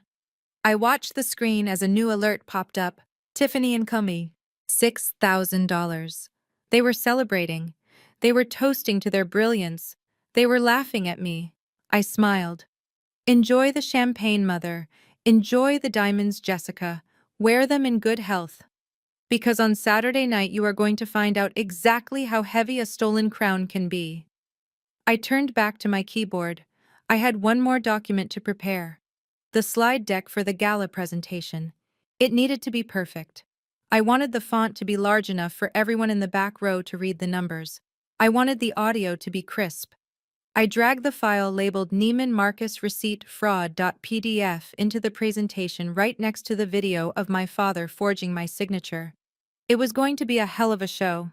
I woke up on Friday with the kind of clarity that usually only comes after a fever breaks. The 48-hour deadline my grandfather had set was officially over at noon today. My parents had not called him to confess. Instead, they had sent over the forged letter and then gone on a shopping spree with my credit card. They had made their choice. Now it was my turn to make mine. I spent the morning not at my desk but at a private atelier in Buckhead. I did not want a dress that screamed money. I wanted a dress that screamed power. My stylist knew exactly what I needed. She brought out a structural masterpiece in midnight blue velvet. It was sleek, tailored to within an inch of its life, and cost more than the Honda I drove to my parents' house. When I put it on, I did not see the mousy administrative assistant my mother had spent 20 years constructing. I saw the CEO of Z Audit. I saw the woman who hunted corruption for a living. I stood in front of the mirror and adjusted the neckline. For years, I had dressed to disappear. I wore baggy sweaters and scuffed shoes because it was safer to be invisible than to be criticized. Today, I was dressing for war. I was dressing for an execution. By 2 in the afternoon, I was back in the conference room at Z Audit. The mood was somber. My entire senior team was gathered around the mahogany table. But today there was a new face. Special Agent Miller from the FBI Financial Crimes Division. I had reached out to him 2 days ago when the scale of my father's offshore accounts became apparent. But the credit card fraud yesterday, the brazen spending spree across state lines using a card obtained through identity theft, had escalated this from a civil dispute to a federal investigation. Agent Miller looked at the screen where I had displayed the flow of funds. He was a man who had seen everything from Ponzi schemes to cartel money laundering, but even he looked impressed by the sheer stupidity of the Wilson family. "So let me get this straight, Ms. Williams," he said, tapping a pen against his notebook. "They forged a retroactive trust agreement to cover up the embezzlement of $2 million. Then they used your personal credit line without authorization to buy $40,000 worth of luxury goods to wear to the party where they plan to announce their takeover of the entire $50 million estate." "That is correct," I said. "And we have it all on video." I played the clip from the hidden camera in the study. My father's voice filled the room discussing the forgery. Tyson's laughter rang out as he practiced my signature. "Jessica is taunting." Agent Miller shook his head. "They really thought they were untouchable, didn't they?" "They still do," I said. "They think the document worked." My grandfather played his part perfectly. He told them he was relieved. He invited them to take the stage tomorrow night. "So what is the play?" Agent Miller asked. "We have enough to arrest them now. We can pick them up at the house tonight." "No," I said firmly. "If you arrest them at home, they will spin it. They will say it is a misunderstanding. My mother will cry to the press about how the government is targeting a prominent black family. They will use their connections to muddy the waters before the truth ever comes out. I need this to be public. I need the shareholders, the board, and their entire social circle to see the evidence before the handcuffs go on. I want them on stage," I continued. "I want them holding the microphone. I want them to think they have won. And then I want you to walk in." Agent Miller considered this. "It is theatrical," he admitted, "but effective. If they are arrested in front of witnesses with the evidence displayed on a giant screen, there is no spin room. We will have agents stationed at the exits," he said, standing up. "We will wait for your signal. Once you display the forensic report, we move in." "Thank you, Agent Miller," I said. My legal team went over the final details. We had prepared a digital packet for every board member that would be emailed the moment I took the stage. It contained the real audit, the forged letter, and the video files. There would be no doubt. There would be no ambiguity. I spent the rest of the evening finalizing the slide deck. It was a masterpiece of forensic storytelling. Slide 1. The initial wire transfer from grandfather. Slide 2. The flow of funds to Tyson represents gambling debts. Slide 3. Jessica represents consulting fees for a company that did not exist. Slide 4. The video of the forgery. Slide 5. The receipts from yesterday represents shopping spree with the fraud alert notifications from the bank. I timed the transitions. I adjusted the audio levels. I wanted every whisper of my mother's betrayal to be heard in the back row. At 9 o'clock, my phone buzzed on the desk. It was a text message. I looked at the screen. It was from Jessica. She must have been feeling particularly vicious tonight. Maybe the champagne from the shopping trip had gone to her head. Or maybe she just wanted to twist the knife one last time before she took her place as the new princess of the Wilson Empire. The text read, "Hey Zara, just a friendly reminder about tomorrow night. The gala is black tie strictly. Mom is worried you might show up in something embarrassing like that polyester suit you wore to Thanksgiving. Honestly, it would probably be better if you just stayed home. You do not have an evening gown anyway, and you definitely cannot afford one. Why do not you just order a pizza and watch TV? We will send you pictures of the big announcement. It is going to be a night to remember." I stared at the message. The cruelty was so casual, so effortless. She really believed she was better than me. She believed that because she had married into a family of thieves and spent money she did not earn, she was royalty, and I was a peasant. She had no idea that the dress hanging in my closet cost more than her wedding ring. She had no idea that the police were currently briefing their team on how to arrest her without causing a riot. She had no idea that the pictures she promised to send would be mugshots. I typed my reply, slowly savoring every letter. Do not worry, Jessica. I would not miss it for the world. And do not worry about the dress. I am bringing something much more important. Something you will never forget. I hit send. I watched the delivered notification appear. She did not reply. She probably laughed and showed the phone to Tyson. They probably toasted to their victory one last time. I turned off the lights in the office.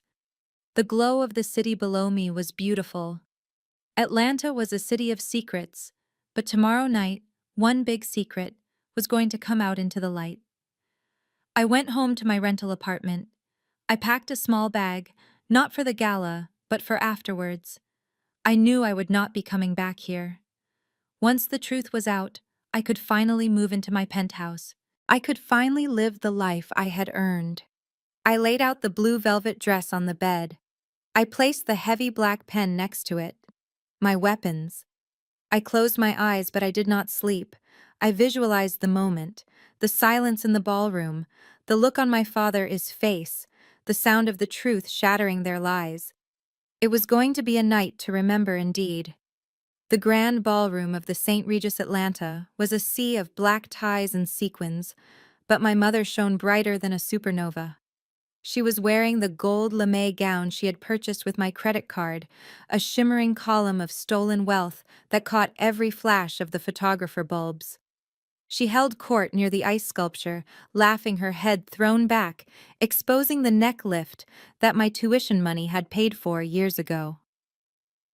Beside her, Desmond looked every inch the patriarch in his bespoke tuxedo, one hand resting possessively on the shoulder of Tyson, who was busy checking the time on his new $15,000 Rolex. Jessica completed the tableau draped in diamonds that glittered with the cold fire of fraud.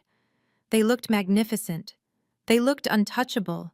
They looked like a family who had won the lottery, and in their minds they had. They were accepting congratulations from the city elite, shaking hands with board members and smiling for the society pages. They were so busy basking in the glow of their impending coronation that they did not notice the hush that started at the back of the room. It began as a ripple, a break in the conversation that spread outward like a wave. Heads turned, glasses were lowered. The ambient chatter died down, replaced by the rustle of expensive fabric as people shifted to see who had just arrived. The heavy double doors swung open. I stepped into the light. I was not the mousy girl in the polyester suit anymore. The midnight blue velvet dress clung to me like a second skin, absorbing the light, rather than reflecting it, making me look like a shadow made flesh. My hair was swept up, revealing the diamond studs that were the only jewelry I wore. I walked with my head high, my steps measured and silent on the plush carpet. But it was not just the dress that silenced the room. It was the man whose arm I was holding. Senator Marcus Sterling, the senior senator for Georgia and the chairman of the Senate Finance Committee.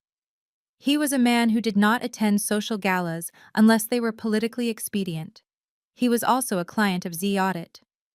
I had helped his committee uncover a massive pension fund fraud 3 years ago, and he had never forgotten it. When I called him yesterday and told him I needed a +1 for a takedown, he cleared his schedule. I felt the air leave the room. I saw my mother's champagne glass tilt dangerously in her hand. Her eyes widened, fixing on me with a mixture of horror and confusion that was more delicious than any wine. She looked at the dress. She looked at the senator. She looked at me. And for the first time in her life, she did not know what to say. Jessica recovered first. Of course she did. Her jealousy was a reflex faster than thought. She broke away from her circle and marched toward us, her face twisted in a rictus of fake concern. "Zara," she hissed when she got close enough. "What are you doing here? And who is—" Oh my God. She realized who I was with and faltered. Senator Sterling looked down at her with the polite disinterest of a man who dealt with world leaders. "Good evening, Mrs. Wilson," I said, my voice smooth and carrying effortlessly in the quiet room. "You remember Senator Sterling?" Jessica stammered. "Senator, we did not know you were coming. And Zara, this is a private event. Black tie only." She looked at my dress, desperate to find a flaw, a loose thread, a stain, anything she could sneer at. She found nothing. "Ms. Williams is my guest," the senator said, his deep voice rolling over her like thunder. "And I believe this is her family's event, is it not? It would be strange if she were excluded." My father appeared at Jessica's elbow. His face was a mask of forced joviality, but his eyes were darting around the room, assessing the damage, calculating the risk. "Senator Sterling." "What an honor," Desmond said, extending a hand. "And Zara, you look different." "I look expensive, father," I said, taking his hand briefly. "It is amazing what a good tailor can do." He gripped my fingers tight, a warning squeeze. "What are you doing?" he whispered through his teeth. "You signed the waiver. You said you would stay away." "I said I would not miss it for the world," I corrected, pulling my hand back. "And I brought a gift, a contribution to the legacy you are so worried about." Tyson joined the group, looking at me with open hostility. He leaned in, smelling of scotch and expensive cologne. "You are going to ruin this," he muttered. "Get out before I have security throw you out." "You do not belong here, Zara. You are embarrassing us." Senator Sterling stepped forward just an inch, but it was enough to make Tyson recoil. "I would be very careful, young man," he said softly. "Ms. Williams is one of the most respected financial minds in this state. If she says she has business here, I suggest you listen." The music swelled, signaling the start of the presentation. The lights dimmed, focusing everyone's attention on the stage. "It is time," my father said, straightening his jacket. He shot me one last look of pure venom. "Stay here. Keep your mouth shut. We will deal with you later." They walked toward the stage, the four of them moving in formation. They climbed the stairs and took their places behind the podium. My mother arranged her stolen gown. Tyson checked his stolen watch. Jessica smoothed her stolen diamonds. Grandfather Ezekiel was already there, sitting in a wheelchair center stage. He looked frail, his hands resting on his cane. But when he saw me standing in the shadows near the tech booth, he gave a microscopic nod. My father stepped up to the microphone. He beamed at the crowd, the picture of benevolent leadership. "Thank you all for coming tonight," he boomed, his voice amplified across the ballroom. "This is a momentous occasion for the Wilson family. For 50 years, my father, Ezekiel Wilson, has built this company with his bare hands. He has created a legacy of integrity, strength, and prosperity." Applause rippled through the room. My mother wiped a tear from her eye. "Tonight," Desmond continued, his chest swelling, "my father passes the torch. He has entrusted me and my sons with the future of this great enterprise. It is a responsibility we do not take lightly.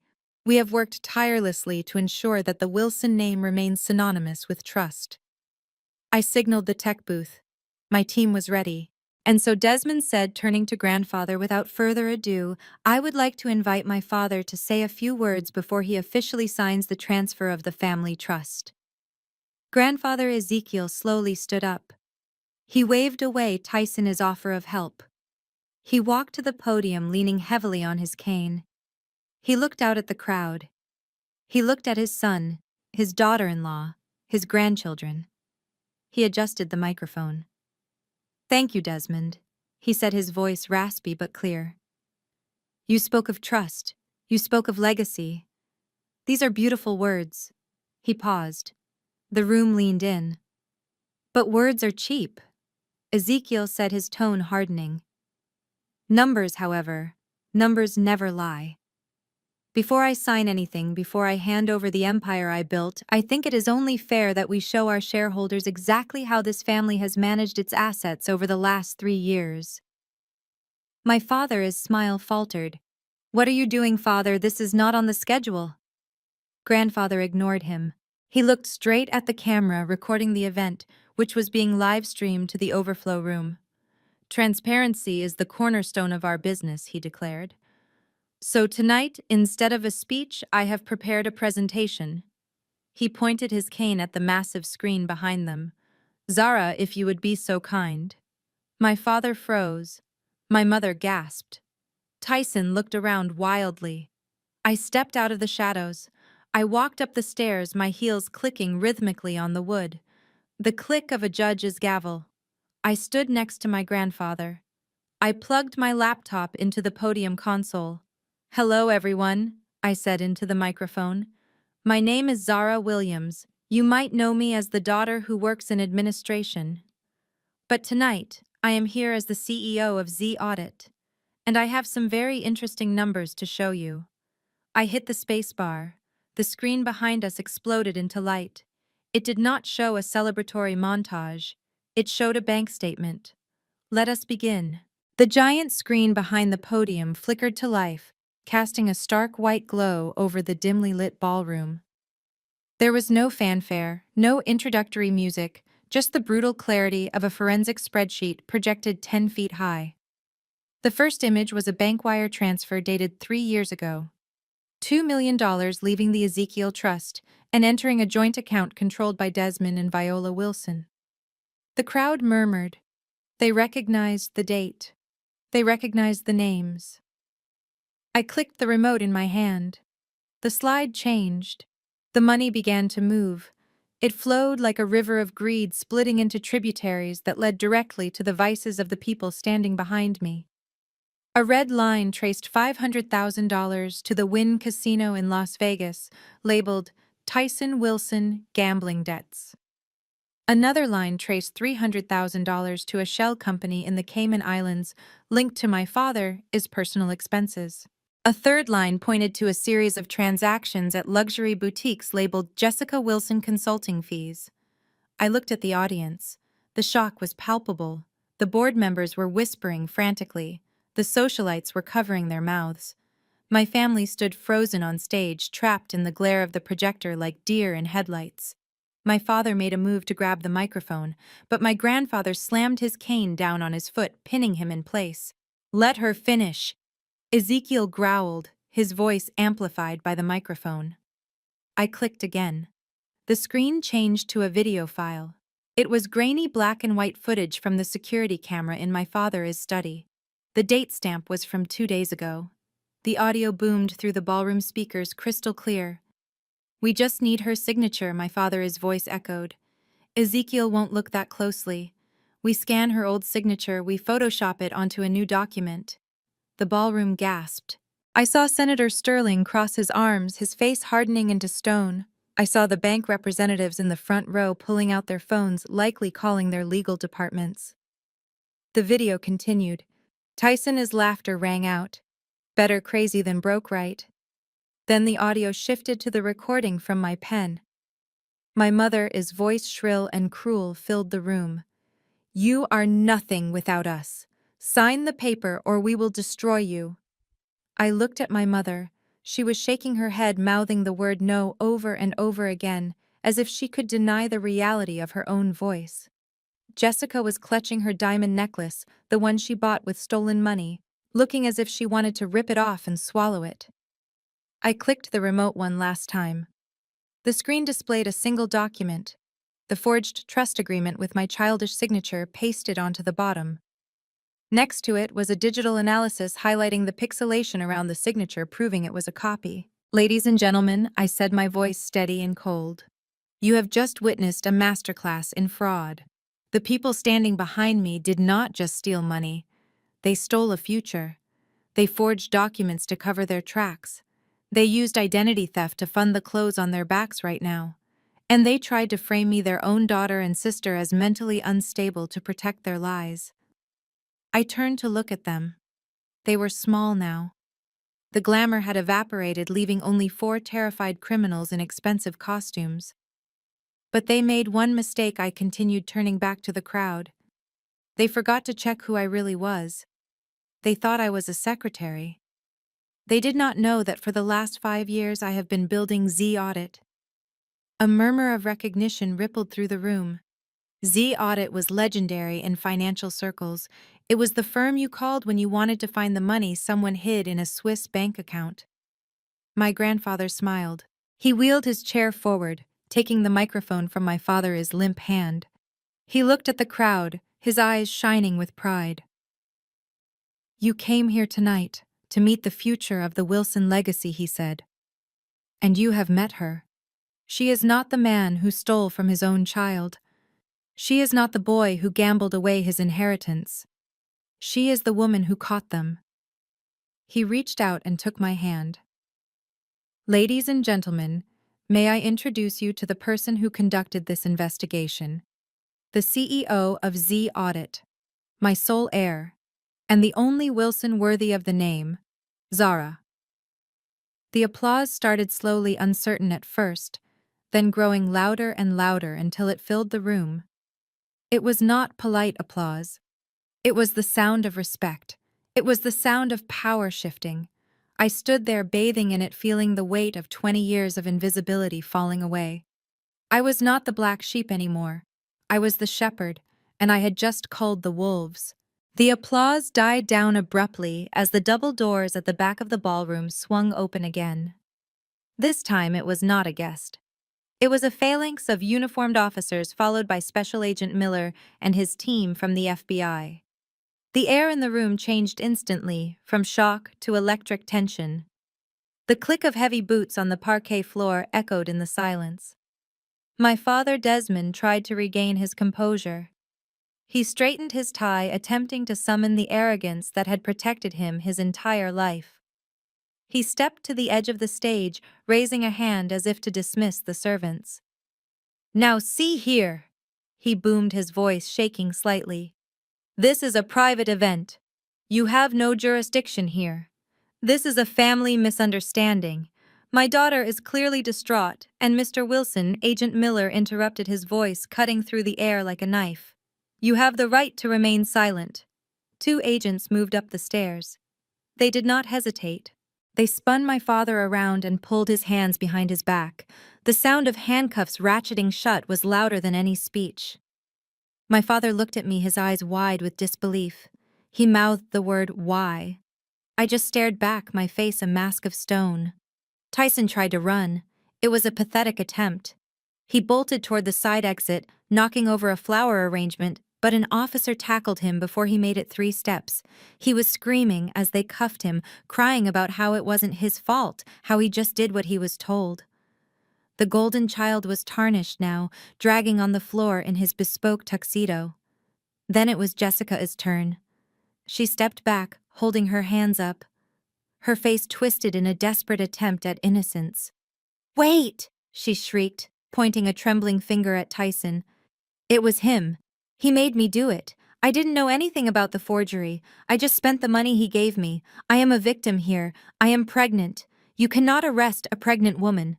I stepped up to the microphone one last time.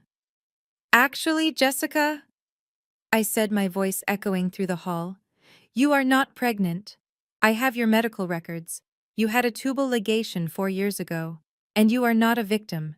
You are an accomplice." I clicked the remote. A new slide appeared. It showed the credit card receipts from yesterday, the ones with her signature. The ones where she bought the diamonds she was wearing using a card she knew was in my name. "That is identity theft," I said, "and receiving stolen property, and conspiracy to commit wire fraud." The agents moved in. Jessica fought them, screaming profanities that made the society matrons clutch their pearls. They marched her off the stage, her heels dragging on the carpet. Finally, there was only Viola, my mother. She stood alone center stage in her gold dress. She looked at her husband being led away. She looked at her son weeping on the floor. She looked at her daughter-in-law cursing the world. And then she looked at me. She did not look angry anymore. She looked broken. She realized for the first time that the script had flipped. She was not the director. She was not even a player. She was the debris. She ran to me. She fell to her knees, grasping at the hem of my velvet dress, her mascara running down her face in black streaks. "Zara, baby, please." she wailed, her voice cracking. Look at what is happening. They are taking your father. They are taking your brother. You have to stop this. Tell them it was a mistake. Tell them we can fix it. I looked down at her. This was the woman who told me I was genetic dead end. This was the woman who bought a new face while I starved. We are family, she sobbed, clutching my leg. We are mother and daughter. You cannot let them do this to me. I raised you. I loved you. You loved the idea of me, I said quietly, but only when I was useful. You did not love me when I was hungry. You did not love me when I was alone. I signaled Agent Miller. Didn't. He nodded. They did not arrest her. Not yet. Her name was not on the forged documents. She had been careful. She had let the men do the dirty work. But that did not mean she was free. Agent Miller stepped forward. Mrs. Wilson, you are not under arrest at this time. However, all assets belonging to Wilson Logistics and the Wilson Family Trust have been frozen pending a federal investigation. The property in Buckhead has been seized by the bank due to foreclosure on unpaid loans. You have 24 hours to vacate the premises. Viola gasped. She looked at me, her eyes wide with horror. Where will I go? She whispered. I have nowhere. I have no money. I looked at my grandfather. He nodded slowly, giving me permission to deliver the final blow. I leaned down close to her ear, so only she could hear me. You should have thought about that before you stole my future, I whispered. But do not worry, Mother. I have a solution for you. The flashing lights of the police cars outside illuminated the ballroom in chaotic bursts of red and blue. The guests were being ushered out by the hotel staff, their whispers filling the air like the buzzing of angry bees. My father, Tyson, and Jessica were gone, loaded into the back of squad cars. The dynasty was dead. Viola sat on the edge of the stage, weeping silently into her hands. She was a queen without a castle, a mother without children. I walked over to her. I did not offer a hand to help her up. Get up, Mother, I said. We are leaving. She looked up, hope flickering in her eyes. You are going to help me. I am going to take you home, I said. But it is not your home anymore. The drive back to the estate was silent. The gates were open. A foreclosure notice was already taped to the front door. The staff had left, taking whatever they could carry in lieu of the wages they hadn't been paid in months. The house was dark and cold. It felt like a tomb. Viola walked into the foyer, shivering in her gold dress. She looked around at the shadows. What are we doing here? She asked, her voice trembling. The bank said we have to leave. The bank owns the mortgage, I said, walking to the center of the room. But I own the bank is debt. I bought the note this morning, Mother. I own this house now, she gasped. You bought it, so we can stay. Oh, Zara, thank you. I knew you wouldn't abandon me. I knew you had a good heart. She reached for me, but I stepped back. I did not buy it for you, I said. I bought it because it is an asset, and assets need to be maintained. I turned on the lights. The harsh illumination revealed the dust on the chandeliers, the scuff marks on the floor, the decay hiding beneath the luxury. I am going to sell this place, I continued. But it needs work. It needs to be scrubbed from top to bottom. It needs the garden weeded. It needs the silver polished. And since you have nowhere to go and no money to pay rent, I am making you an offer. I pulled a contract out of my bag. It was a standard employment agreement. You can live here, I said. In the servant is quarters above the garage. You will have a roof over your head and food to eat. In exchange, you will maintain the property. You will clean. You will garden. You will do the work you thought you were too good for. She stared at me, her mouth agape. You want me to be the maid in my own house. It is not your house, I reminded her, sharp and cold. It is my house. And this is the only offer on the table. You can take it or you can sleep on the street. The choice is yours. She looked at the contract. She looked at her manicured hands. She looked at the silk wallpaper she had chosen 20 years ago. She began to cry again. Not the manipulative tears of before, but the tears of someone who realizes they have hit rock bottom. "I hate you," she whispered. "I know I said, but you will sign. Because you are a survivor, Viola. And survivors do whatever it takes." She signed. 6 months later, I drove my new Audi down the winding driveway of the Buckhead estate. The for sale sign was planted firmly in the front lawn. The grass was perfectly cut. The hedges were trimmed. I slowed the car as I passed the fountain. There was a woman on her knees scrubbing the marble coping. She was wearing a gray uniform stained with sweat and dirt. Her hair, once perfectly dyed, was now streaked with gray and pulled back in a messy bun. She looked tired. She looked old. It was Viola. She looked up as the car approached. She saw me through the tinted glass. She stopped scrubbing. For a moment our eyes met. I saw the resentment in hers, the burning shame. But I also saw the fear. She knew that I held the keys to her existence. I didn't roll down the window. I didn't wave. I didn't feel a surge of joy or a pang of guilt. I just felt balance. The scales had been righted. The debt had been paid. I pressed the accelerator. The car surged forward, leaving the estate behind, leaving the past behind. I had a meeting with my grandfather. We were opening a new branch of Z Audit in London. I had a flight to catch. I had a life to live, a life that was finally entirely my own. I drove through the gates and turned onto the main road. I didn't look back. Zara's journey reveals a powerful truth.